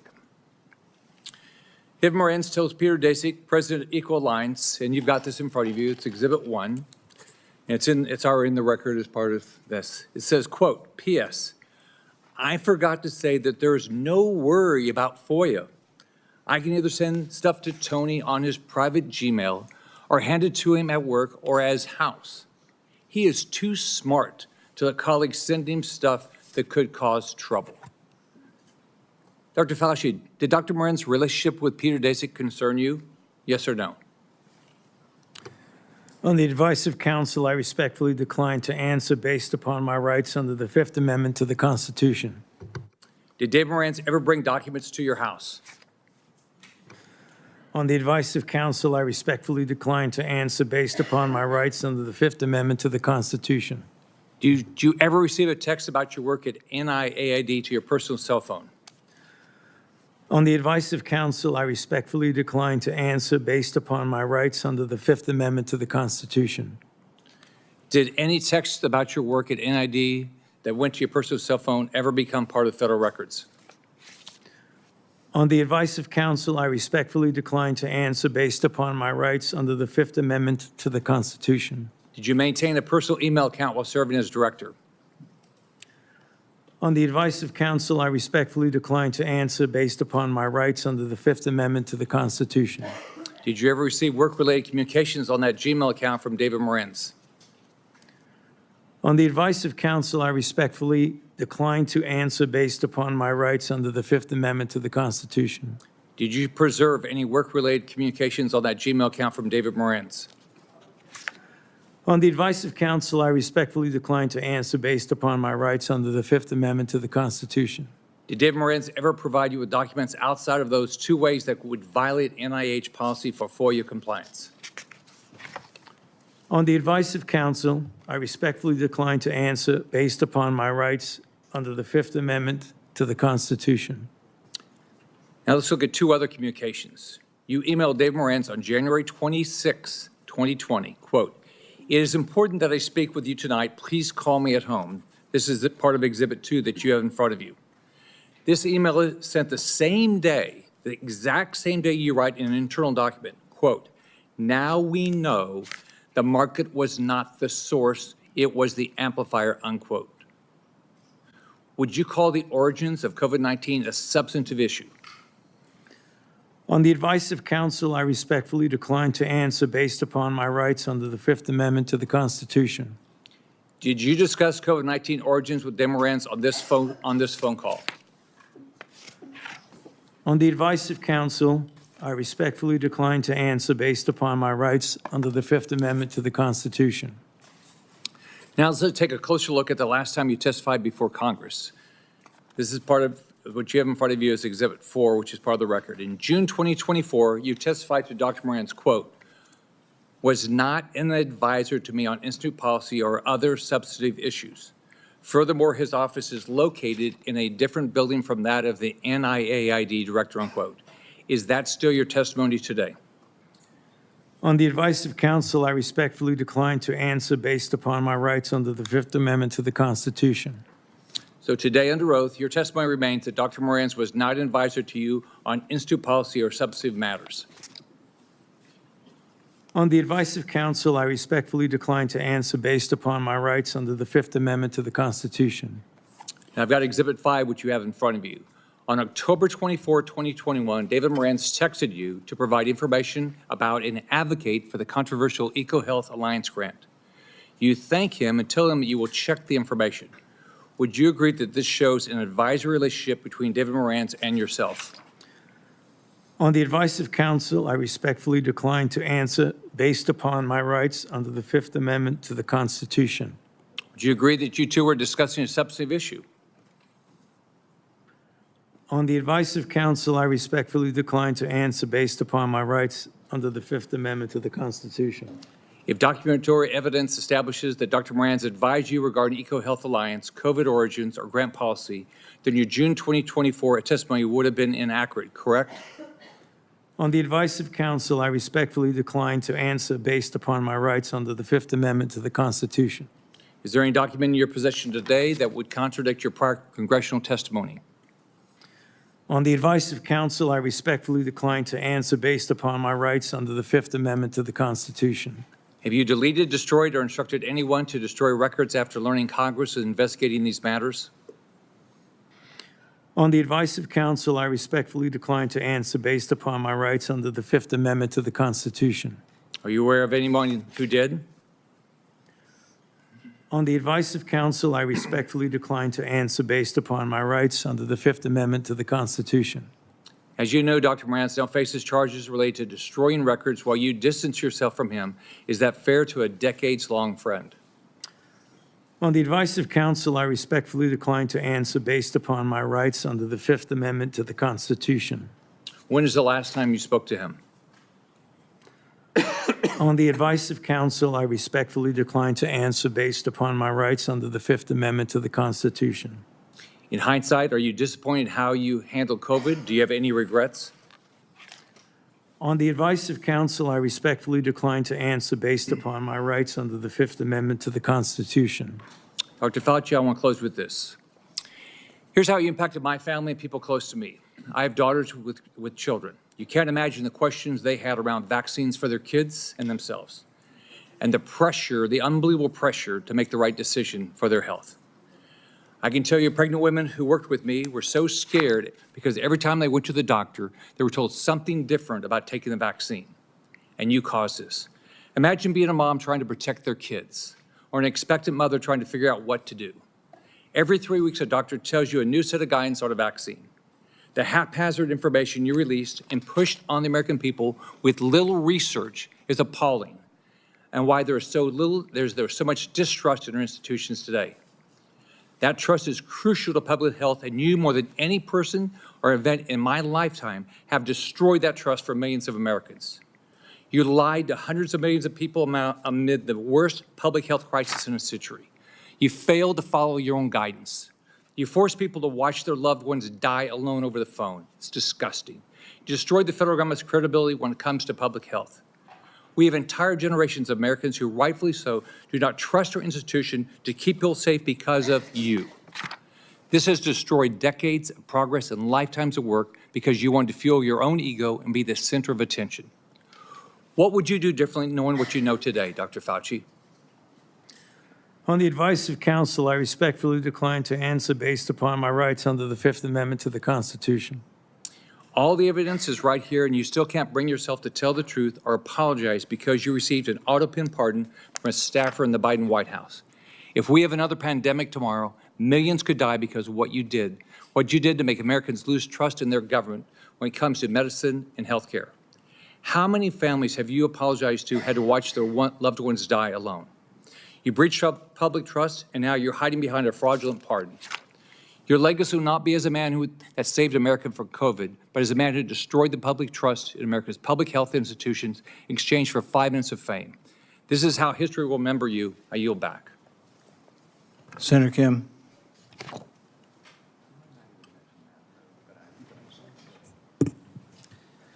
Thank you, Dr. Fauci, for coming on out in front of this committee. I know it's not what you would want. It's not what you deserve. I just want to say and start by just saying thank you to you for your service to this nation. I didn't know much about you prior to the pandemic. I came to learn about you from how many Americans did, but I also had the opportunity to talk to you and engage with you as someone who is a member of the Select Committee on the Coronavirus Crisis over in the House of Representatives.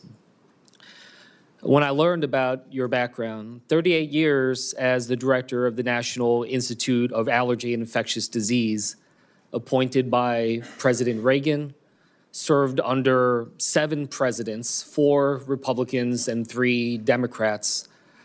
I admire that greatly. I myself had a chance to serve in the executive branch, serve in government under both a Republican president and a Democratic president. And I believe that we need more of that type of work, a place where we can understand our jobs not as coming from a place of partisanship and politics, but that of just public service. And right now, I feel the hyperpartisanship growing in this country in dangerous ways. I feel it much more present here on the Hill than I did back when I served as a nonpartisan career public servant at the State Department. And I worry about it. I worry about what kind of trajectory we're on as a country and what this causes when it comes next for public service and those willing to step up for our nation. And it's not just in the attacks, but we see it brought out with the cuts to funding, to the firing of federal workers, to the demonization of their motivations, people calling our public servants criminals, thinking that they are there solely to undermine others that are trying to engage. I look at it right now. You know, it's not just that the people are being attacked, our public servants being attacked, but that it's undermining the very nature of the work of governance. You know, these cuts to HHS funding, to NIH funding, to the grants, cuts to the researchers doing the critical work to find cures and medicines. These firing and these cuts, they're creating a chilling effect, honestly, a chilling effect for the next generation of people who might consider stepping up to serve our nation, to be the next generation of researchers who now are wondering whether or not this is the right thing for them to do at a time when they see some of their colleagues or those that they looked up to being attacked, their funding being cut. Researchers that I talked to who are now either leaving the country or considering leaving the country to do their work because of the sheer unpredictability of America. That this nation so great, so powerful, has now been crippled with this sense of unpredictability and unreliability. That is not the type of country that I hope we strive to be. I've raised this because these attacks upon Dr. Fauci, it's not just about him. It's sending signals to others who are thinking about serving our country, our scientists, our doctors, our healthcare professionals, our researchers, trying to show to them that if you don't get in line with the politics, that you will also potentially be subject to attacks. And from the work that he has done, from HIV/AIDS to Ebola to COVID, you know, we've seen him try to engage in these crises. They're not easy, especially when it's a novel disease, when you don't know what comes next, a lot of unknowns, having to make decisions without the full breadth of knowledge we always wish we had in hindsight. But there is nothing perfect, no perfect clarity when it comes to pandemics, when it comes to crises. I worked in national security and wars and crises. I made judgment calls, gave my best advice to generals, to ambassadors, even to a president. Did I get it all right? No.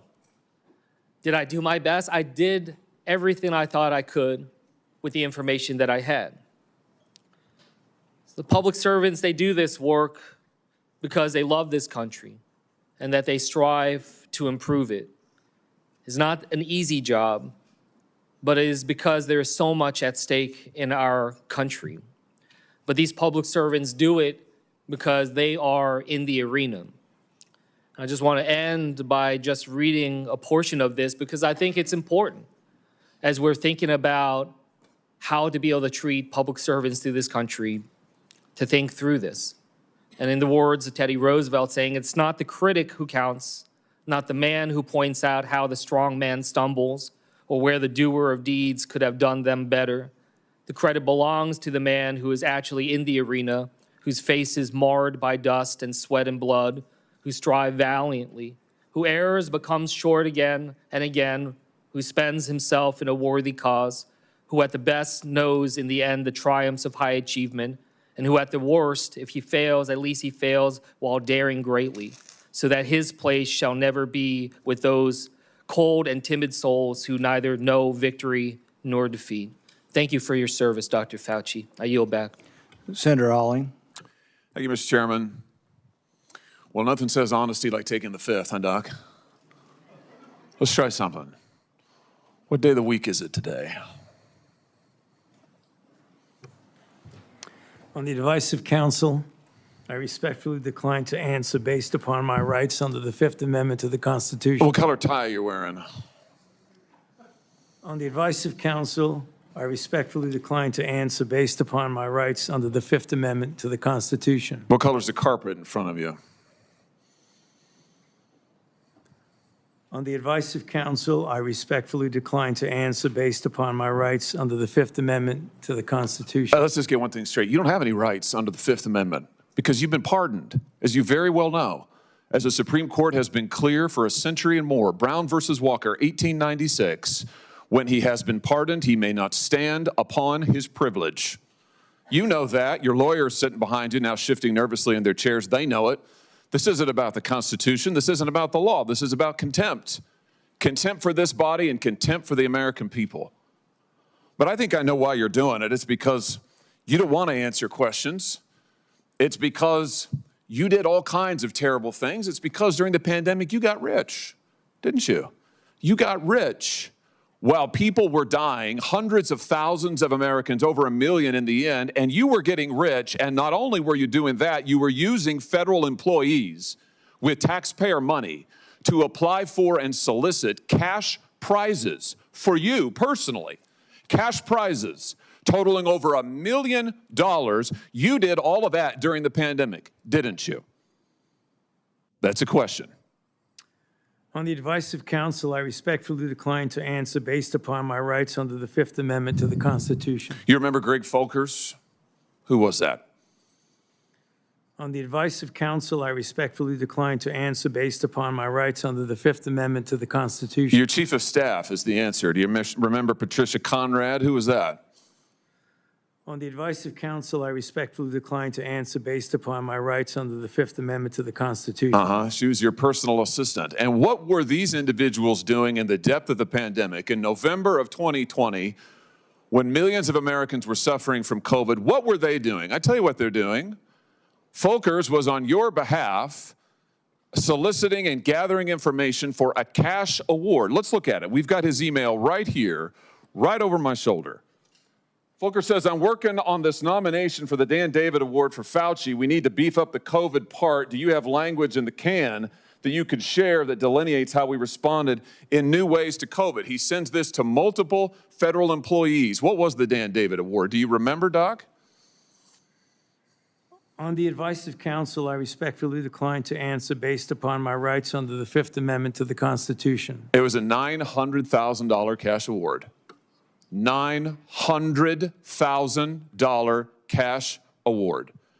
And he got it because he used federal employees to get it. And this wasn't the only award, was it, Dr. Fauci? In fact, you applied for and received at least 8 other federal cash prizes on federal time using federal employees and federal resources. Here they are over my shoulder. Besides the Dan David Award, you've got the Partnership for Public Service, you've got the Adelson Prize, you've got the Smithsonian Award, you've got the National Academy of Medicine's Award, you've got the CDC Foundation. In fact, you turned your staff into a full-time application machine. You actually wrote to people and said, do you think maybe I'd qualify? And you got cash for all of this. And it wasn't just 1 or 2 employees, was it? In fact, you used 8 separate federal employees on federal time using federal resources to solicit cash awards. Isn't that true? On the advice of counsel, I respectfully decline to answer based upon my rights under the Fifth Amendment to the Constitution. Here they are right over my shoulder. Here's all of them. The people that you use, federal employees, so that you could go and get cash money. And the most hilarious part is that you weren't content to even dragoon them into applying for all of these cash awards. You then had them go out to the ethics agencies and ethics watchdogs and demand that you be able to get the money. That's right. We've got it in your emails. Your staff and employees on federal time, using federal resources, being paid with federal dollars, are soliciting cash for you, and then they're turning around and saying to the agency, we don't want just an answer, we want to get to yes, because Fauci wants the money. He wants it.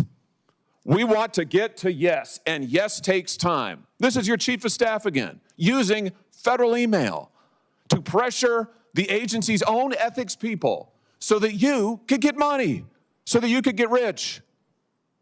And it violated the law, didn't it, Dr. Fauci? Didn't it? It violated the law, didn't it? Is that a question? It is a question. You can answer. Go ahead. On the advice of counsel, I respectfully decline to answer based upon my rights under the Fifth Amendment to the Constitution. Federal law, as you very well know, prohibits the solicitation of cash awards or other personal benefits for federal employees. And it certainly prohibits using your own employees to do this.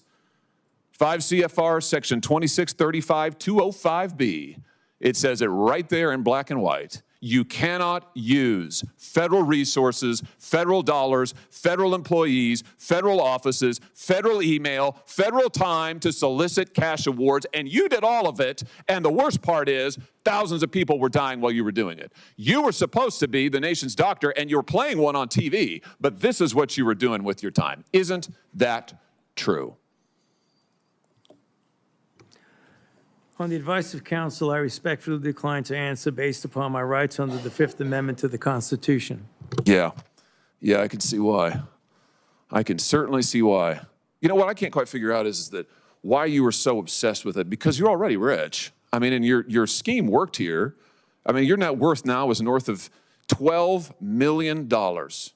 You got over $1 million in cash awards during COVID, during a 12-month, 24-month span during COVID. $1 million you knocked down in cash money using federal resources. Now you're worth more than $12 million. You've got a pension that in its first year paid out north of $400,000 a year. 1 million people dead, you're getting rich. 1 million people dead, you're using federal employees to get cash awards for you. 1 million people dead, and you're here taking the fifth because you don't want to admit that what really happened in all that time was a multi-month, multi-year course of self-dealing. Isn't that true, Dr. Fauci? On the advice of counsel, I respectfully decline to answer based upon my rights under the Fifth Amendment to the Constitution. Yeah, well, silence is admission. And here's the real thing. At the end of the day, it wasn't just about the money, really, was it? It was really about a power trip. I mean, through all of this, you want to be the most famous scientist in the world. You were so focused on getting every award and every drop of cash that you could, all because you wanted to be on TV. You wanted to be the sun god of science. You wanted to be the guy who was in charge of it all. You wanted to lambaste Trump. You wanted to make sure that nobody else stole your spotlight. You wanted to be the guy. You had time to sit for InStyle magazine. Here's what you were doing with your time. You could sit for InStyle magazine but you can't answer questions for the American people. You could sit for InStyle magazine, but you're here taking the fifth. You could sit for InStyle magazine and get $1 million in cash awards, but now the cat's got your tongue. I bet he does. I tell you what, here's my conclusion from all of this. This was really all about you the whole time. Somewhere along the way, you lost your way. You may have been a good public servant at one time, I don't know. But I can tell you from reading your emails now, from looking at what you did, how you used your employees, somewhere along the line, it became all about you. You became a narcissist and a megalomaniac and a liar. And you've lied to the American people, and you've lied to this body. And you've disgraced your profession by doing it. You called yourself the most famous scientist in the world. You've done more to harm science than anybody in my lifetime. And I hope you'll go home and write that in your diary. Thank you, Mr. Chairman. Senator Fetterman. Thank you, Mr. Chairman. Dr. Fauci, I'm not here to perhaps attack you or defend or anything. It's really just more, honestly, I just want to acknowledge I have had members of my family die from COVID, and now I also grieve for people that I've met that have lost their business through the pandemic, and they'll never been the same. Now, as during the pandemic, I was the lieutenant governor, so we were in the middle of all of that maelstrom, trying to find the right balance between protect life and protect the economics and for all of it. And I'm not sure if we got it all right or wrong, but without a doubt, I can continue to question myself. But one that it's not about much more your regrets, but I have one.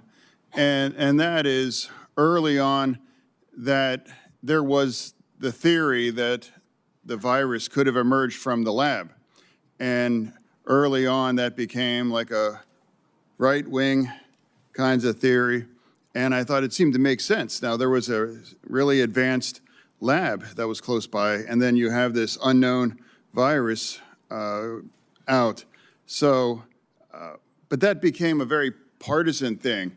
And now it seems now it's more and more emerging theory that would have come from the lab.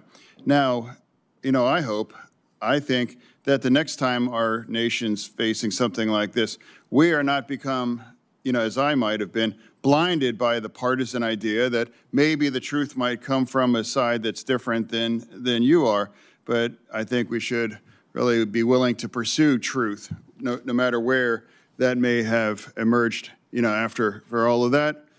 So, and I now cede the remain back to the chair. Thank you. Senator Moreno. Thank you, Mr. Chairman. And I will echo Senator Johnson's comments about your opening statement, Mr. Chairman. I think it was dead on. Very, very well done. Mr. Fauci, do you know who David Schertler is? On the advice of counsel, I respectfully decline to answer based upon my rights under the Fifth Amendment to the Constitution. Fifth Amendment of the Constitution. What does the Fifth Amendment of the Constitution say?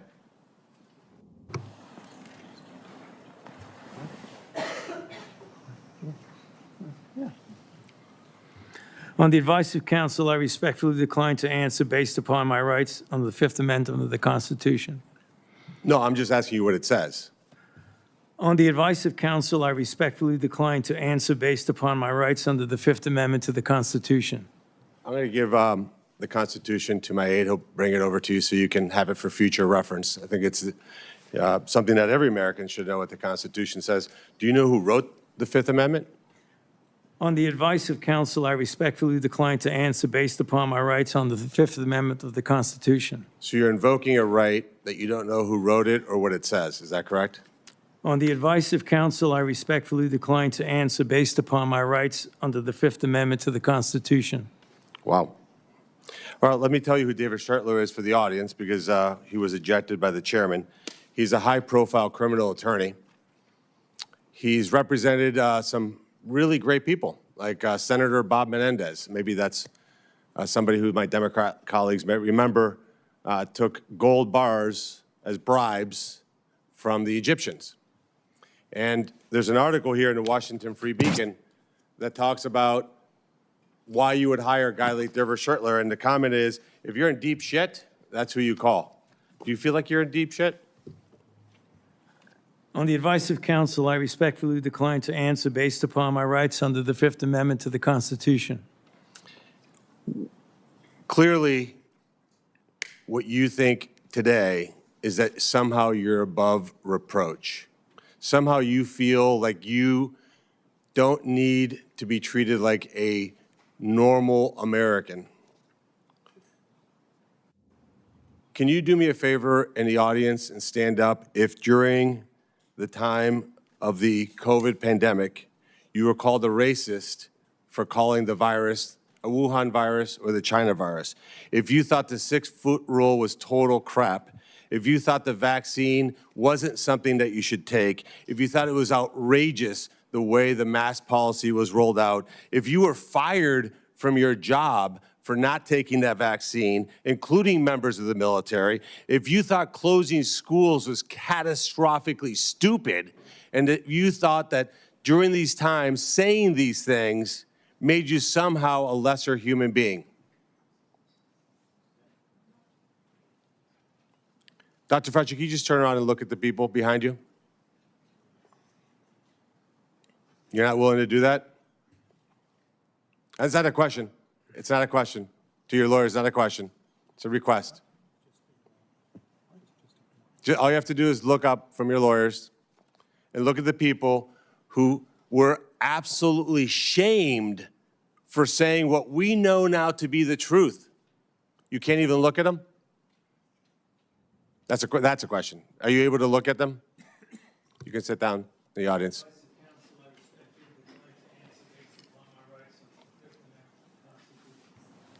There was a mom in Ohio during the depth of the coronavirus pandemic,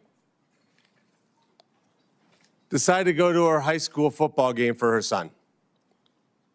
They hadn't been out much. The kids had been learning at school, and then the school got shut down. They hadn't really gotten much out of that education, as any parent knew. That remote learning was no learning at all. But it was a Friday night. Her son wanted to go watch a buddy go play football. So they went to the stadium. They sat alone, far from everybody else, just a mom, a dad, a few kids. They didn't feel they needed to wear masks because it was stupid, because they were outside. They all live together. They're not near anybody. Dr. Fauci, do you know what happened to that mom and that family? That's a question. On the advice of counsel, I respectfully decline to answer based upon my rights under the Fifth Amendment to the Constitution. They were dragged out of that stadium and arrested. Those policies were put in place because you had moronic politicians that listened to the words of a megalomaniac who was more interested in having met a Kardashian than the suffering of the American people, and that is you. Your advice to communities like that, to idiotic politicians who enforce those rules, arrested that mom for watching a football game with her own family outside. When that story broke, I said to myself, I cannot stand idly on the side and watch this happen. It was about 6 years ago today that I decided I'm going to give up my businesses, sell them all, run for office, run for the United States Senate. Here I am sitting in front of you 6 years later saying, who the fuck do you think you were for doing that? It is a total disgrace what you did to this country. And if my Democrat colleagues are standing there defending you, I hope the voters of the United States of America watch the clips of every one of you doting on a guy who was more interested in being a celebrity than saving American people. I will make it my mission to make certain that every single one of those Democrats who did that will see that clip over and over and over again. Because there is no defense of what you did. You may have had a 50-plus year legacy of public service, but it ends in total and complete disgrace. So let me ask you an opportunity to answer one question. Will you apologize, just apologize, to the people who you harmed through your actions? Will you say, do you have the dignity to just say you're sorry? On the advice of counsel, I respectfully decline to answer based upon my rights under the Fifth Amendment to the Constitution. So you won't apologize to the military members who Joe Biden summarily dismissed from the military for not taking the vaccine? On the advice of counsel, I respectfully decline to answer based upon my rights under the Fifth Amendment to the Constitution. Will you apologize to the business owners that lost their business, shattered their lives, and they'll never recover? On the advice of counsel, I respectfully decline to answer based upon my rights under the Fifth Amendment to the Constitution. Will you apologize to the moms who had to force their infant children, 2, 3, 4-year-olds, to put masks on, and what that did and how that traumatized those kids?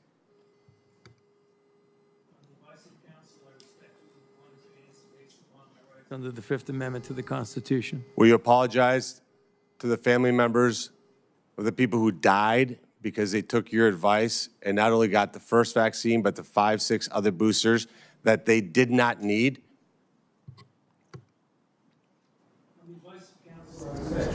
To answer based upon my rights under the Fifth Amendment to the Constitution.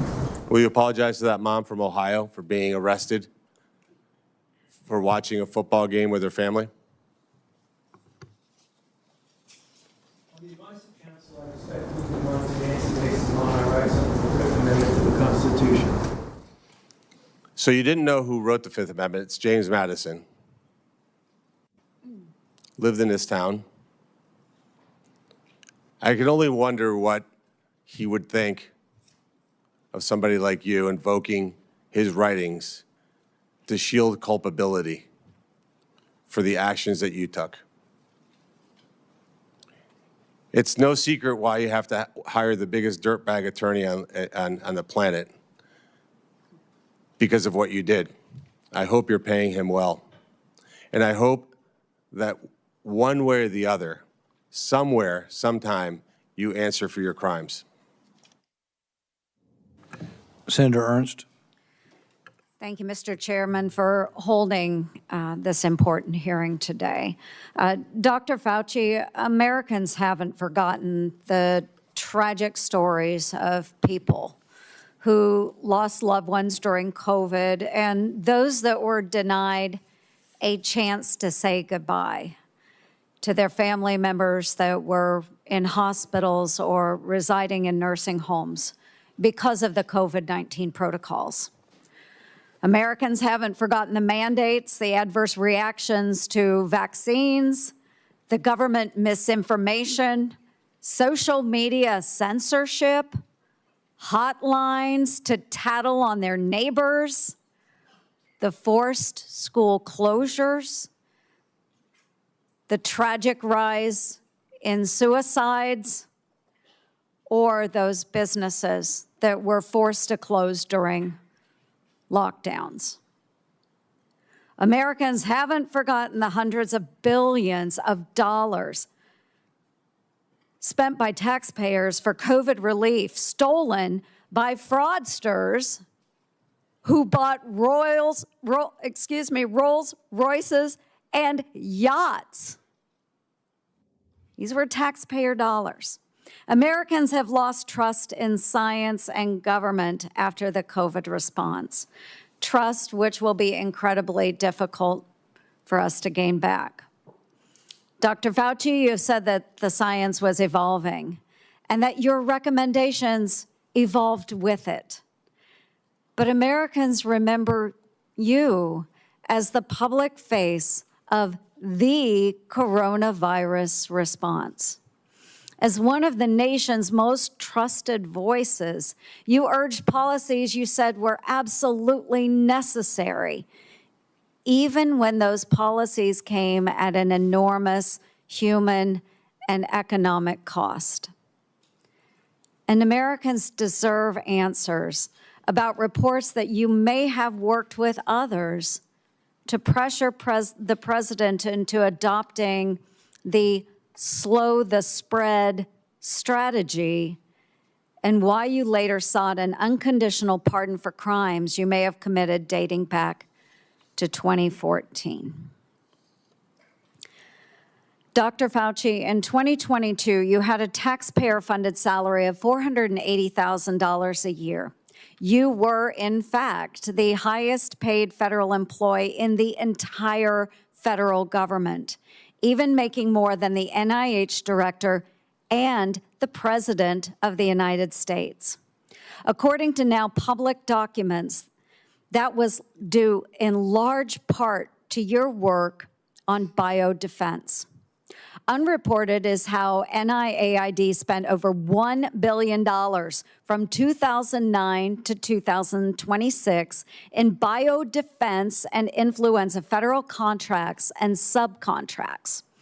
My office uncovered records on usaspending.gov that show from 2015 to 2020, NIAID paid out $515,418 in subcontracts to Harbin Veterinary Institute in Harbin, China, including $100,000 a few days after it opened a BSL-4 biolab in 2018. That very same institute was criticized for doing gain-of-function bird flu research in 2013. And yet you were funding them for years after that, sending U.S. taxpayer dollars to China. These contracts, which we also trace to NIAID, show U.S. taxpayers funded gain-of-function researchers in the Netherlands and in Wisconsin, funding the same folks whose controversial work led President Obama to pause this exact type of dangerous pandemic research. Dr. Fauci, did you know that the NIH's billion-dollar Sears contract programs were funding gain-of-function researchers in China, the U.S., and in the Netherlands? On the advice of counsel, I respectfully decline to answer based upon my rights under the Fifth Amendment to the Constitution. Dr. Fauci, Dr. Deborah Birx wrote in her book that you and President Obama's former CDC director were at a Saturday, March 14th, 2020 meeting at her home 2 days before the president announced his 15 days to slow the spread effort. Your now released diaries said the meeting was a week before that. Dr. Birx said you all were trying to trap the president into having no other options. She wrote, your plan was to, quote, block any of the president's escape routes. So, quote, he'd have no choice but to agree to our flatten the curve measures. Yes or no, Dr. Fauci, did you try to block or trap President Trump into the slow the spread, flatten the curve measures in March 2020? On the advice of counsel, I respectfully decline to answer based upon my rights under the Fifth Amendment to the Constitution.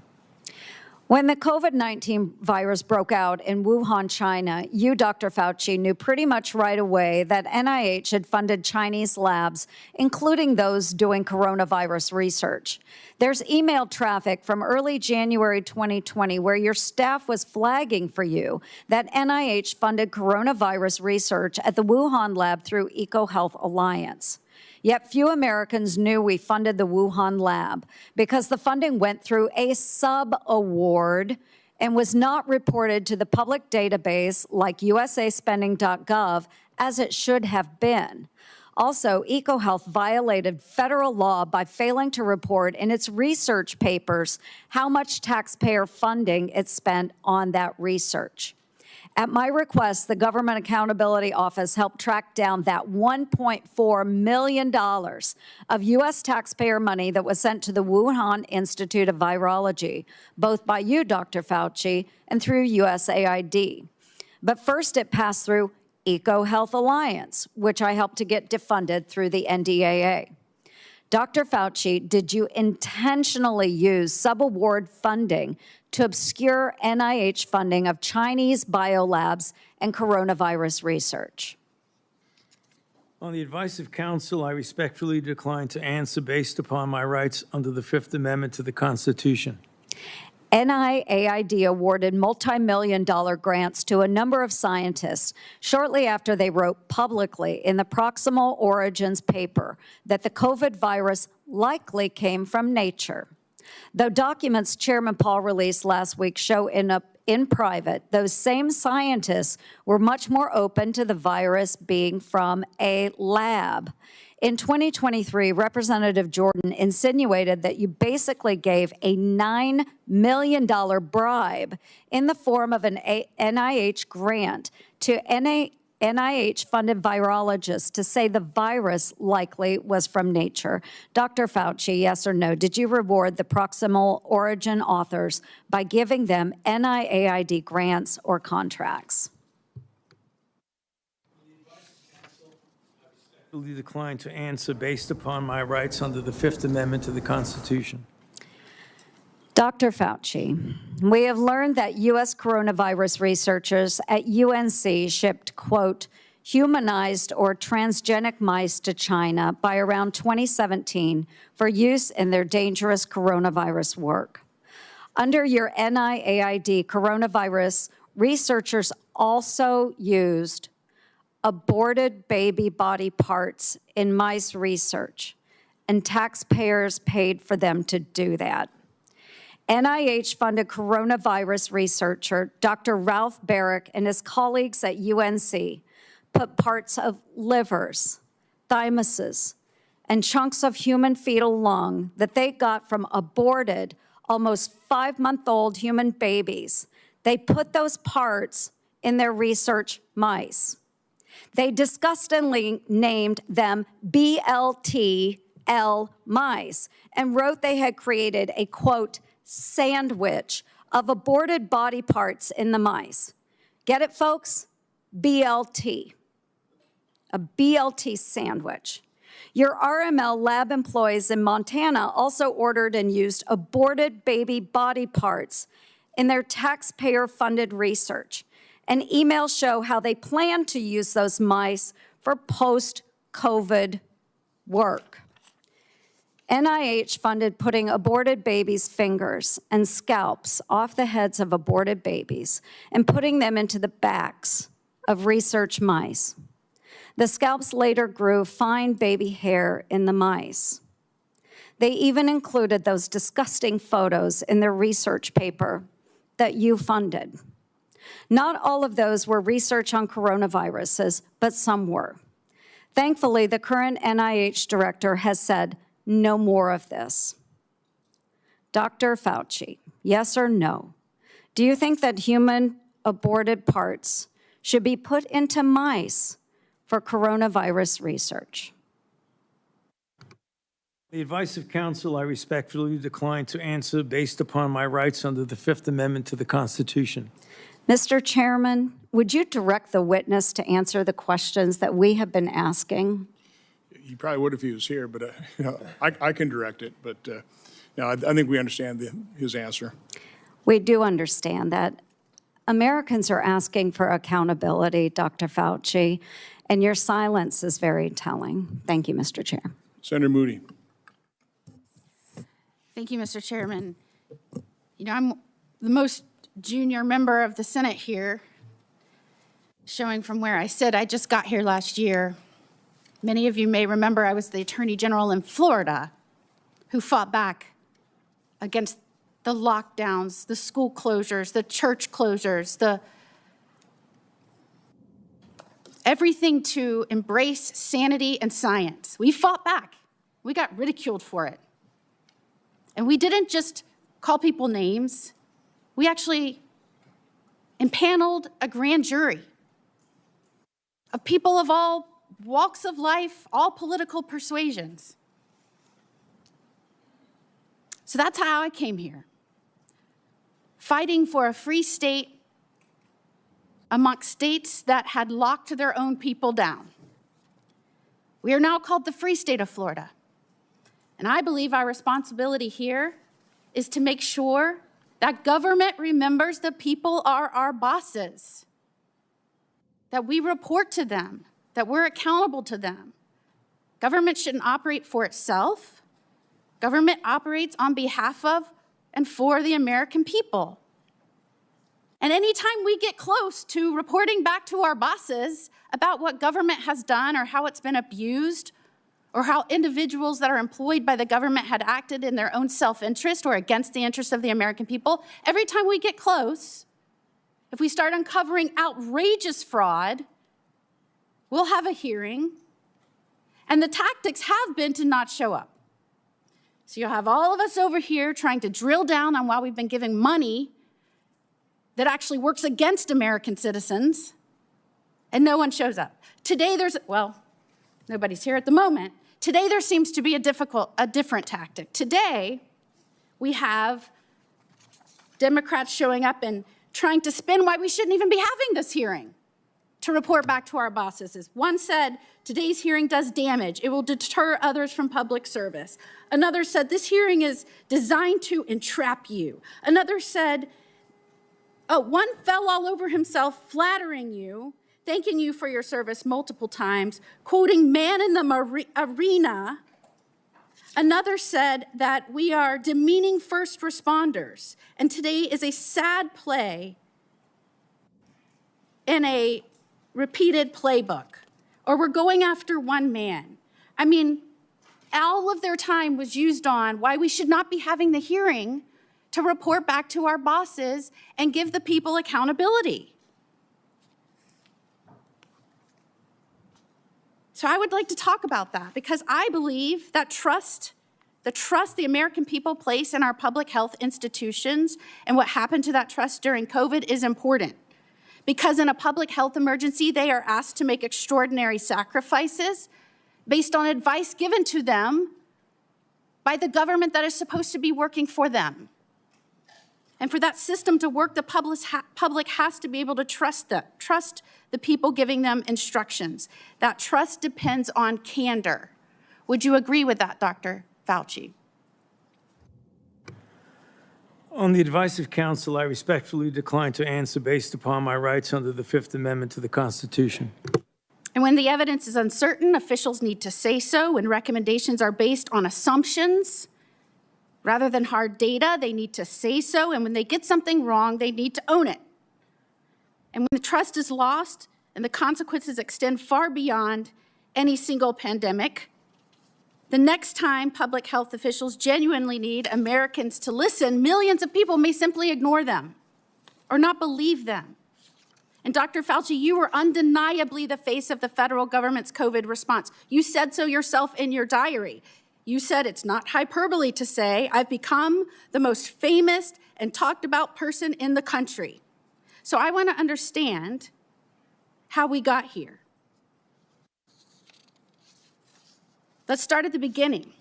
On March 8th, 2020, you appeared on 60 Minutes to discuss the spread of COVID-19. You were specifically asked to clear up the confusion and misinformation surrounding masks. You told the American people, right now in the United States, people should not be walking around with a mask. The interviewer immediately stopped you and said, are you sure of it? Because people are listening really closely to this. And instead of walking back or qualifying your statement in any way, you doubled down. There's no reason to be walking around with a mask. When you're in the middle of an outbreak, wearing a mask might make people feel a little better. It might even block a droplet, but it's not providing the perfect protection that people think it is. And often there are unintended consequences. People keep fiddling with their masks. They keep touching their face. Just a few weeks later, the CDC released its guidance recommending that Americans wear masks in public. You were asked to explain your original recommendation. You emphasized a very different consideration. You said, well, back then, the critical issue was to save the masks for the people who really needed them because it was felt there was a shortage of masks. So I want everybody to sit with that. The critical issue driving your initial recommendation to the American public was scarcity, logistics, not medical evidence. So when you told the American people there was no reason to wear a mask, what was your principal objective? Giving them an honest assessment of the medical evidence or discouraging them from consuming a scarce supply of masks? On the advice of counsel, I respectfully decline to answer based upon my rights under the Fifth Amendment to the Constitution. Well, unfortunately, that was just the beginning of a broader pattern. Let's talk about the 6-foot distancing rule. In April 5th, 2020, interview on CBS said, "Every time I get to that podium in the White House briefing room, I always essentially plead with people. Please take a look at those very simple guidelines of physical separation, and they're very, very clear. Physically separate 6 feet away." Yet when Congress finally asked you in 2024 what science supported that evidence, 6-foot distance rule for COVID, you admitted you were not aware of any studies supporting it. Incredibly, you said the 6-foot rule sort of just appeared and described it as an empiric decision that wasn't based on data. That rule had real consequences. Schools didn't open back up. Businesses didn't open back up. Churches didn't open back up. I could go on and on and on. And Americans were kept physically separated from one another during the most difficult moments of their lives. Many lost loved ones during that time. So, Dr. Fauci, did you have any evidence to support a 6-foot separation rule when you gave that advice to Americans? On the advice of counsel, I respectfully decline to answer based upon my rights under the Fifth Amendment to the Constitution. All right, well, let's look at the lockdowns then. By 2022, the consequences of prolonged COVID lockdowns on our children were clear, from delayed development to social isolation, which is probably why you were asked in July 2022 whether you would recommend locking down schools again. And you said, first of all, I didn't recommend locking anything down. But now we have your diary. And it tells a very different story from the one you told the public. And I will quote, "I spoke with Bill de Blasio, the mayor of NYC, and convinced him based on what I was saying publicly in my conversation tonight to close the NYC schools. He had already decided based on what I was saying on TV. I went on to tell him he should close the bars and restaurants in NYC, and he said he would do this based on my recommendation. You even said that you told the president we should shut the whole country down." So, Dr. Fauci, how do you square telling the American people publicly that you didn't recommend locking anything down with your own diary entry kept on federal government equipment saying that your recommendation is what convinced the mayor and the president to lock things down? On the advice of counsel, I respectfully decline to answer based upon my rights under the Fifth Amendment to the Constitution. Now, I just want to make clear that when in Florida, we were pleading with people to give us advice based on scientific evidence, that we were getting these conflicting statements by you that didn't match scientific data. And in fact, when we impaneled a grand jury, the grand jury's conclusion, not surprising to anyone, and by the way, we're still the only state to have impaneled a grand jury. I was the only attorney general to do this. We did this in 2023. That conclusion was the lockdown, mask, and social distancing advice ministered by federal agencies and implemented by certain local, state, and federal agencies was not based on the best available scientific data. In fact, many recommendations and their accompanying mandates departed significantly from available research. Again, people from all walks of life, all political persuasions, that is what they found. And yet, during that time, while you were giving those statements, knowing there was no scientific basis for it, and we know now you knew it because we have your diary entries, you called the governor that I worked with to fight to keep Washington and D.C. out of our state so that we could indeed respect the rights of our citizens. You called our governor, Governor DeSantis, and I'm going to quote this so I get it right out of your journals, a total jerk, that he is a complete disgrace, that he is blocking local authorities from mandating masks in various locations, including schools, And you were very concerned and upset that we were actively, and I'm going to quote, criticizing you, and we talked virtually every day about being wrong on everything.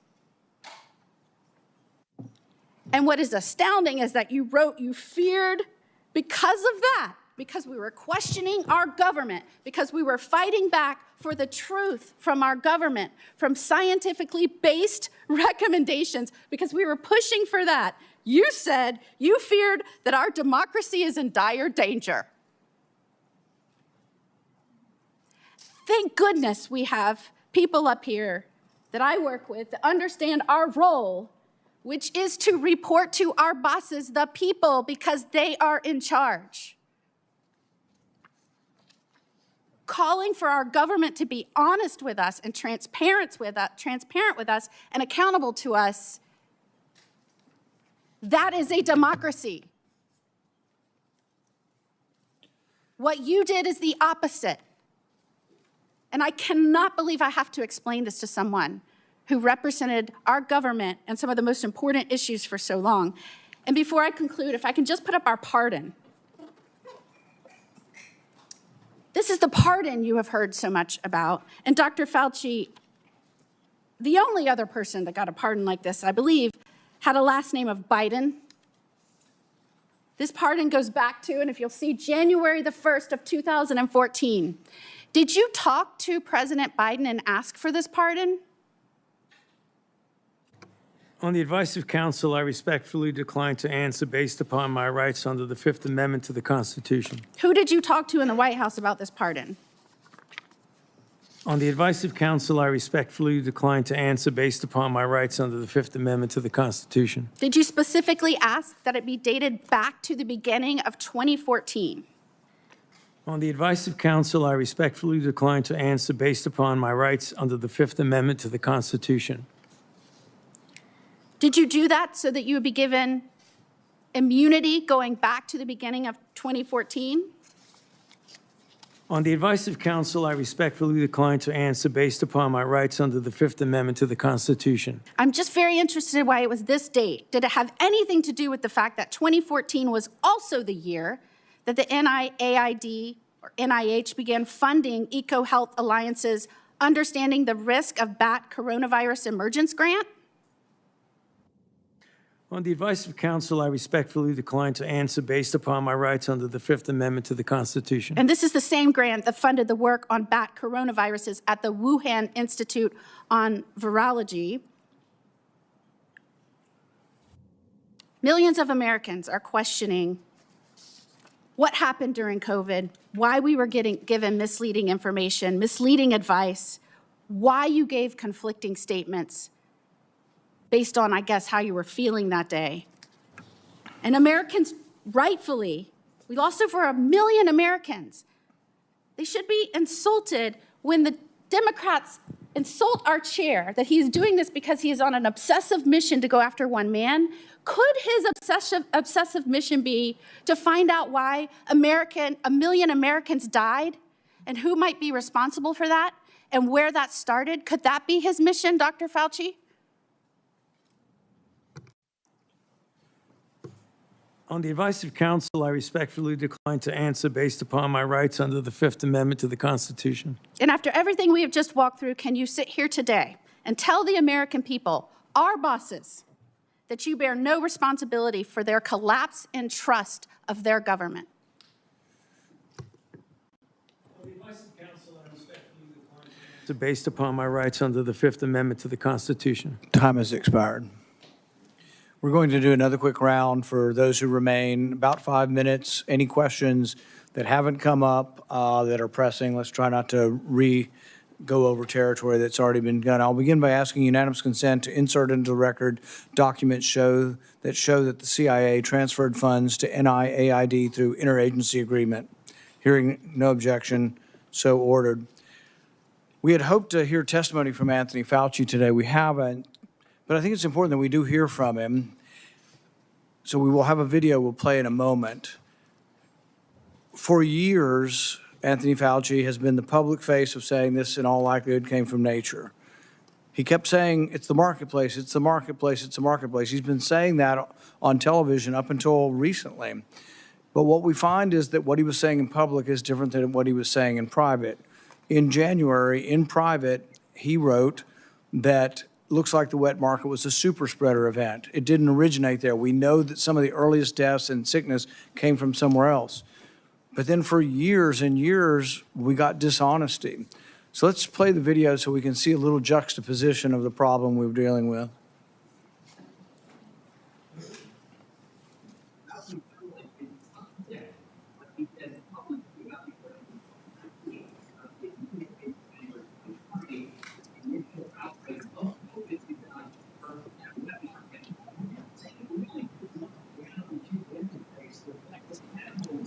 Wild are being brought into wet markets. So you have animals that come out of the wild that are sold at these open, what they call them, wet markets. Wet markets, where you bring animals in from the wild who have these viruses. The wet markets in Asia, where people bring animals from the forest into market. There are wet markets in Wuhan that are ample opportunity for a virus to jump from an animal. The origin was from a bat to an intermediate host to a human, very likely in a wet market, and those animals should not have been in the Wuhan market. They knew that those animals should not have been in the market, and they immediately cleaned out the market, put restrictions on the kinds of animals that come into these wet markets. I think I should shut down those things right away. I mean, it's just, it boggles my mind.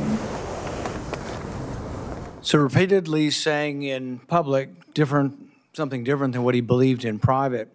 Now this is interesting because, the first SARS outbreak in 2003 was traced to a wet market, to animals there. But interestingly, they had evidence. They had evidence that the animals had the disease. They also had evidence that the handlers had a disproportionately high number of antibodies to the disease. So there was evidence, and the evidence was presented. So when this came out, the same thing happened again. They did look at the wet market.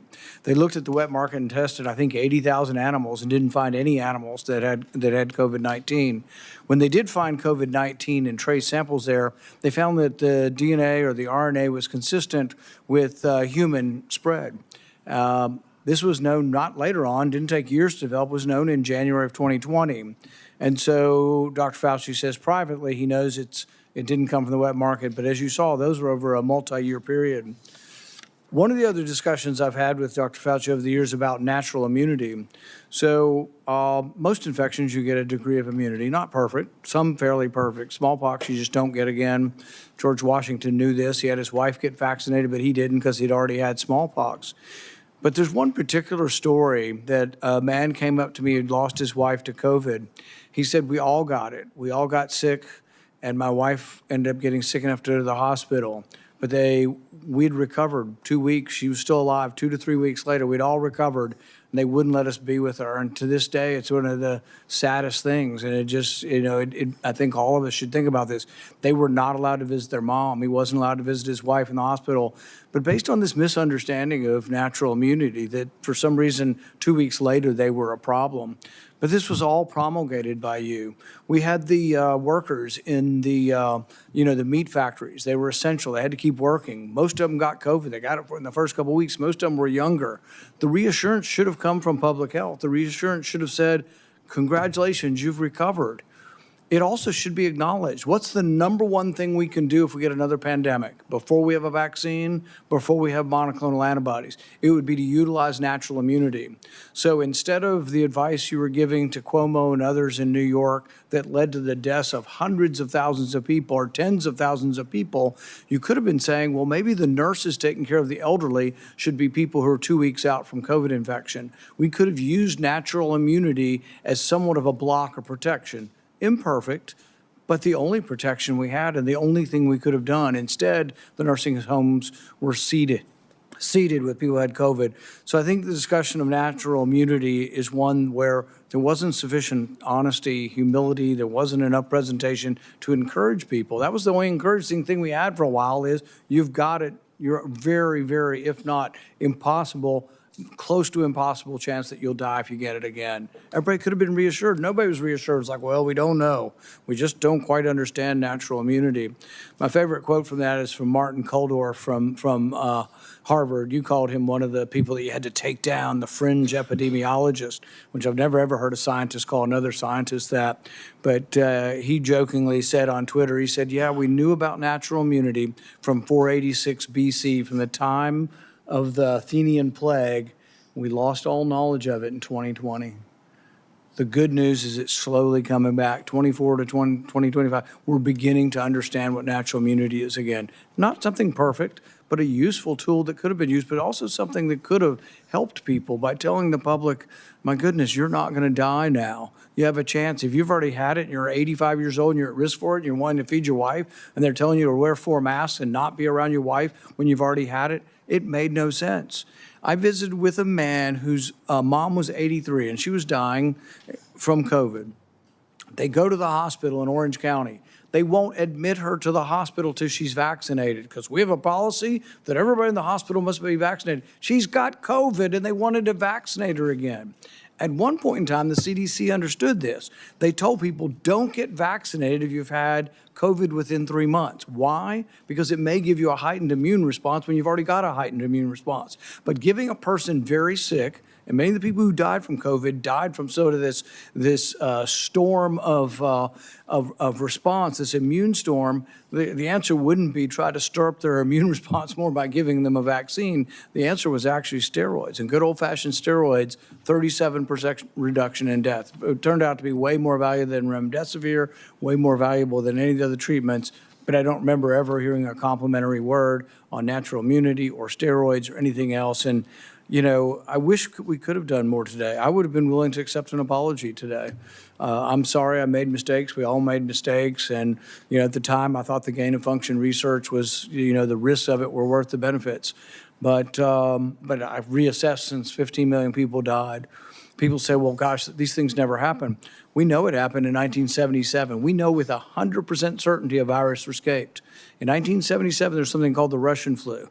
Nobody's exactly positive how it got out. But when they sequenced it, they found out that a flu in 1977 had exactly the same RNA as a 1954 one that they had in the lab and they had created a vaccine for.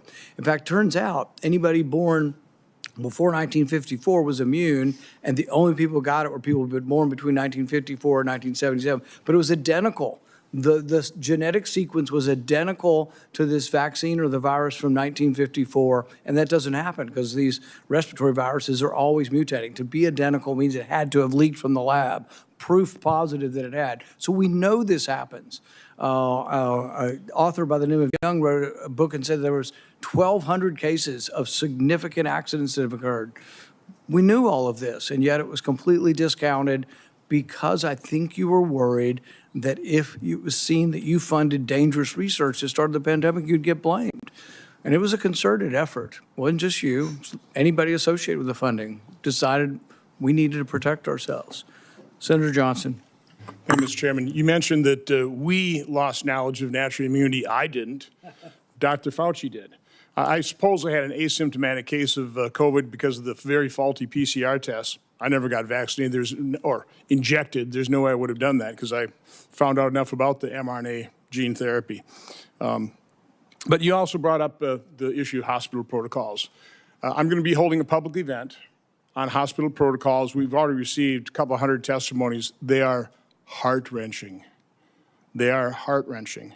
Here's an excerpt from the testimony of a staff surgeon, very experienced, doctor for decades, at Providence Regional Medical Center, Everett, Washington. Quote, after our hospital was given remdesivir by the CDC, we were provided misleading/inaccurate information about the drug by our medical leadership.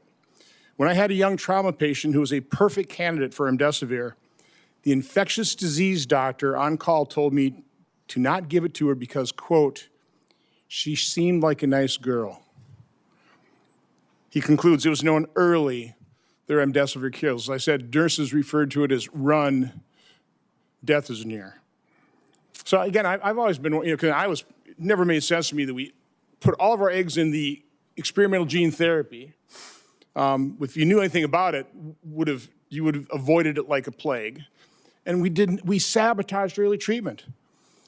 But the only treatment we really approved, monoclonal antibodies, which I think basically worked pretty well, but those weren't particularly available.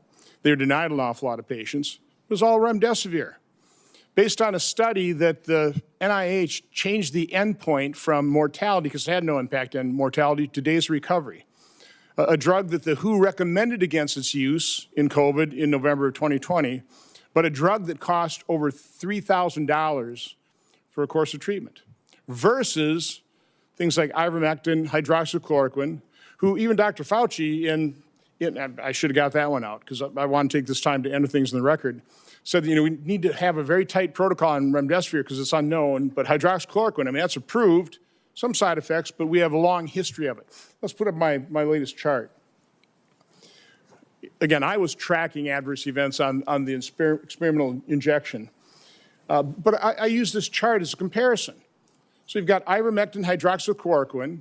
These are average, again, VAERS doesn't improve causation, but there's correlation. It's there for safety signal. So ivermectin, over 30 years of FDA reports, 17 deaths per year. Hydroxychloroquine, over 38 years of reporting, 142 deaths per year. Remdesivir, over 5.5 years, 546 deaths per year. The COVID injection, almost 7,000 deaths per year. Which is safest? What did the FDA freak us out about ivermectin, hydroxychloroquine, when they turned a complete blind's eye toward the injection's injury? So I want to enter the quote from the surgeon. By the way, here's the answer.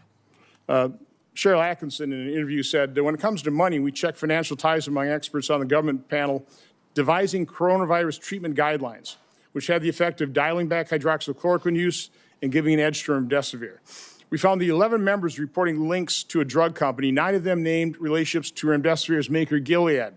7 more, including 2 of the committee leaders, have ties to Gilead beyond the 11 months they had to disclose. 2 were on Gilead's advisory board, others were paid consultants or received research support and honoraria. By the way, within the study, I think one of the study participants was an employee of Gilead. A bunch also had conflicts with Gilead. So, I wonder why. There are conflicts of interest. Gilead made billions of dollars off of remdesivir and people died. In terms of ignoring safety signals, you can probably put that down now. This has come to light.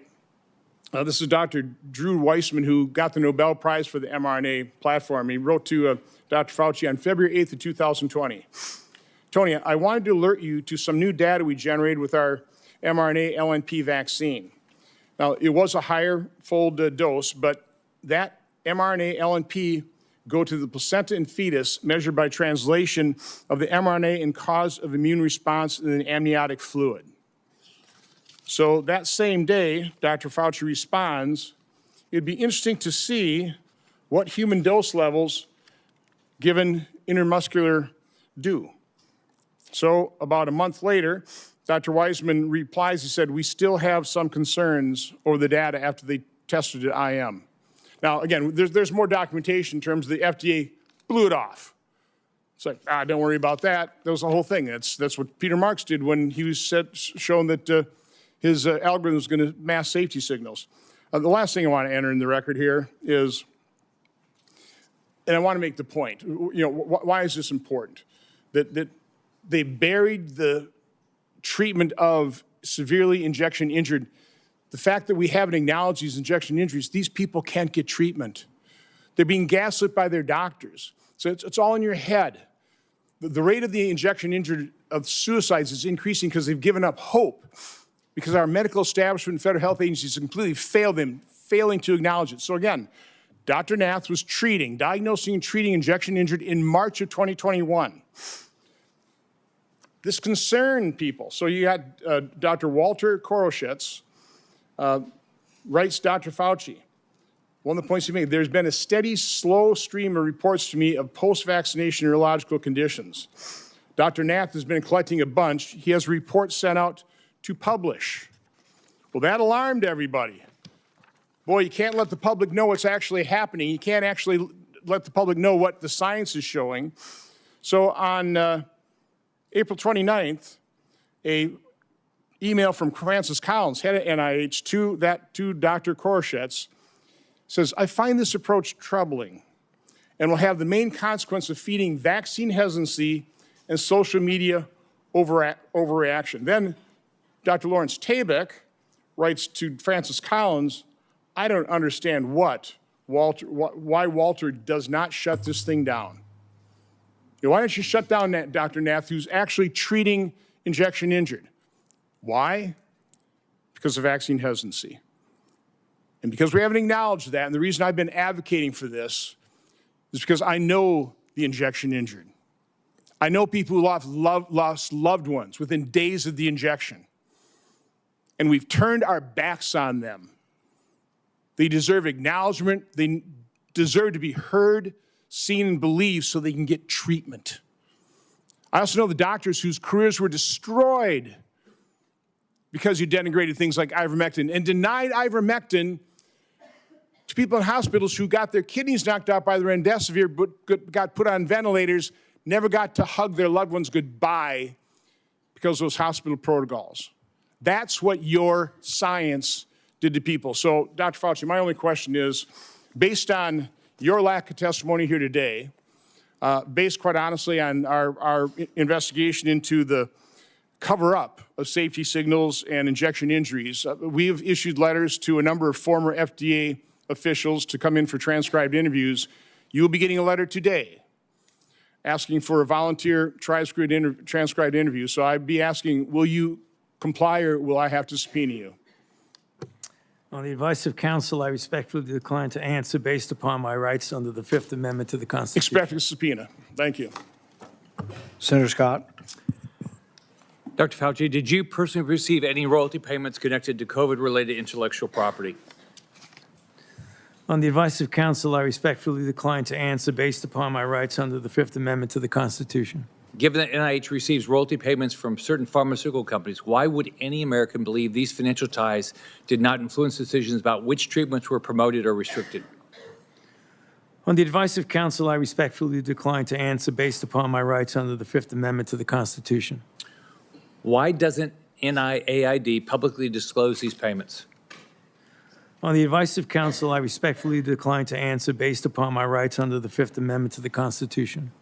Did you partner with Bill Gates on global health initiatives or vaccines?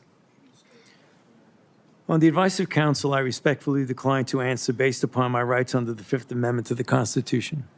How much did Bill Gates entities provide in funding to NIAID collectively since 2005? On the advice of counsel, I respectfully decline to answer based upon my rights under the Fifth Amendment to the Constitution. To your knowledge, did Bill Gates partner with China on sensitive research? On the advice of counsel, I respectfully decline to answer based upon my rights under the Fifth Amendment to the Constitution. Specifically, dual-use research such as countermeasures or gain of function? On the advice of counsel, I respectfully decline to answer based upon my rights under the Fifth Amendment to the Constitution. Do you know if Bill Gates' entities partnered with U.S. government classified programs? On the advice of counsel, I respectfully decline to answer based upon my rights under the Fifth Amendment to the Constitution. Do you know if Bill Gates maintains an active national security clearance? On the advice of counsel, I respectfully decline to answer based upon my rights under the Fifth Amendment to the Constitution. Did you advocate or request for Bill Gates to receive a security clearance? On the advice of counsel, I respectfully decline to answer based upon my rights under the Fifth Amendment to the Constitution. Do you have any knowledge that NIAID or NIH through HHS sponsored or requested a security clearance for Bill Gates? On the advice of counsel, I respectfully decline to answer based upon my rights under the Fifth Amendment to the Constitution. Around 2010, my understanding is that the government shifted its approach to biodefense countermeasure research. Did NIAID, under your leadership, partner with the Obama White House or any other U.S. government classified entities on sensitive countermeasures research? On the advice of counsel, I respectfully decline to answer based upon my rights under the Fifth Amendment to the Constitution. Did your office take steps to drive biological research investments? On the advice of counsel, I respectfully decline to answer based upon my rights under the Fifth Amendment to the Constitution. What was private industry's take on the type of research in the 2010 timeframe and before? On the advice of counsel, I respectfully decline to answer based upon my rights under the Fifth Amendment to the Constitution. Was it considered too dangerous to conduct and industry was hesitant to take this on and invest in? On the advice of counsel, I respectfully decline to answer based upon my rights under the Fifth Amendment to the Constitution. Why did you take steps to mature the government's approach to biodefense? On the advice of counsel, I respectfully decline to answer based upon my rights under the Fifth Amendment to the Constitution. Were there any specific lines of effort or actions you felt were needed during this time to improve the research, development, and fielding model? On the advice of counsel, I respectfully decline to answer based upon my rights under the Fifth Amendment to the Constitution. How was dual use and gain of function incorporated or accounted for in maturing biodefense countermeasures?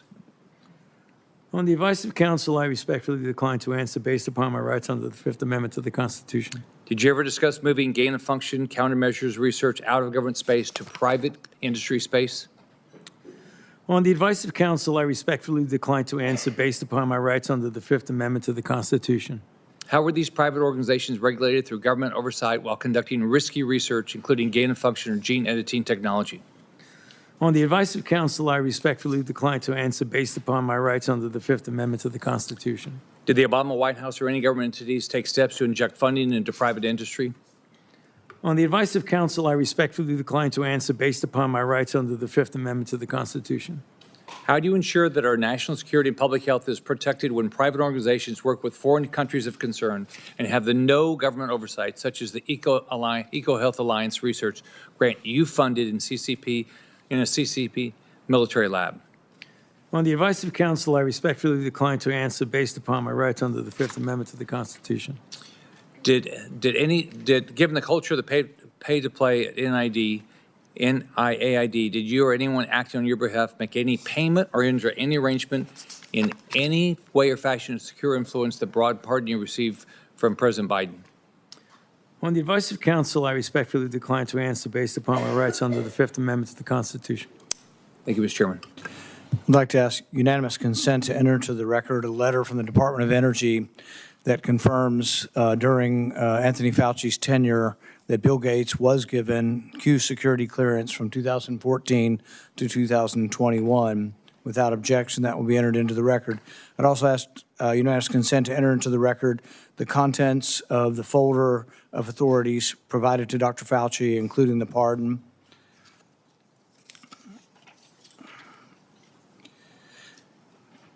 Let's be clear today, what we've seen. I really did want to hear from Dr. Fauci. I wanted to hear perhaps an apology, perhaps some semblance of being sorry for what happened or that judgment errors were made. We didn't hear any of that. But he was subpoenaed here to testify, refused to answer any questions, even after being directed by the chair and being advised of the law requiring him to do so. He has cited a privilege that is unsupported because of his blanket pardon and because he waived the privilege by testifying at the start. I'm going to give you one more opportunity to comply with the law, limited to the period of your pardon. At any point between January 1st, 2014 and January 19th, 2025, did you destroy any federal record or tell anyone else to?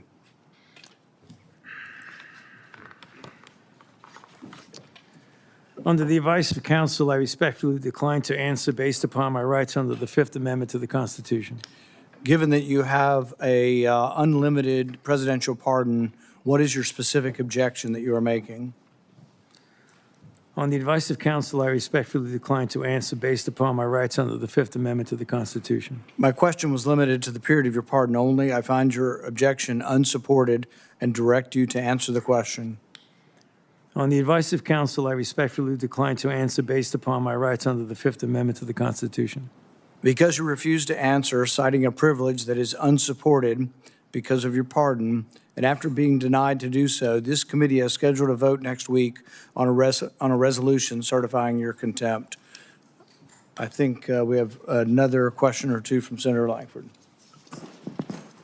Mr. Chairman, really, this is a question for you, and it's a question to try to figure out how do we get a good answer on this, because clearly Dr. Fauci's attorneys are saying that he has a Fifth Amendment right. We've also subpoenaed him to be able to compel his testimony to be able to be here. I happen to be in the committee. We're also dealing with Lois Lerner. Lois Lerner came and testified, gave an opening statement, and then took the Fifth Amendment. The committee then held her in contempt for that, saying you can't do both. You can't both testify and say I'm not going to answer questions. So the parliamentary question that I think we've got to be able to deal with is this consistent with Lois Lerner? what she also did when she came before Congress, gave an opening statement, testimony, so made a statement, and then refused to answer questions. Are we dealing with the same issue here where someone is you can't make a statement and say, I'm not going to make statements at the same time? I think it's a very good question. I think that's something all of us will examine over the next week. We're going to have a vote next week on contempt. I think there's another legal question that the courts may have to decide upon, and that is whether or not a presidential pardon that offers you complete immunity, that you can still claim that you need protection from immunity when you've been protected.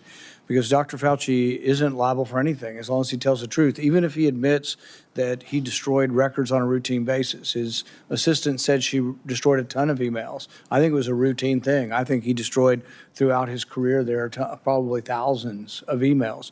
Even if he did that, as long as he answered truthfully, yes, I did. I didn't think that was important. I made a mistake.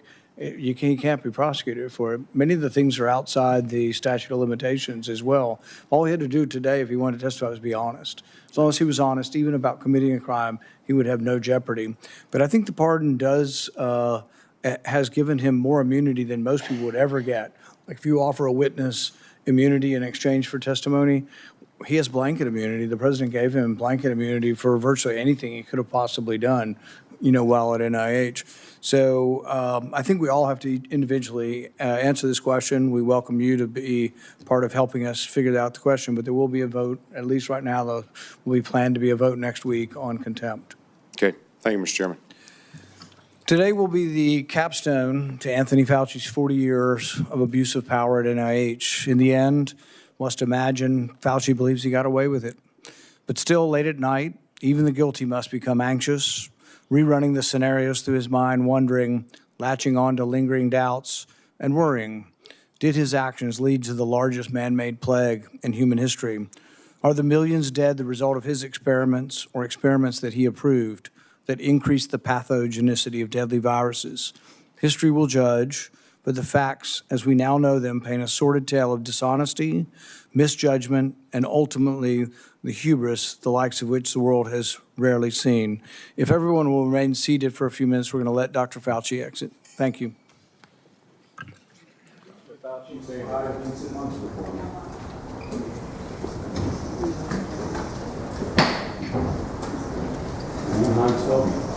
Sit down. Go ahead. You think that auto pen scribbles in the... Dr. Fauci, how do you think leadership will judge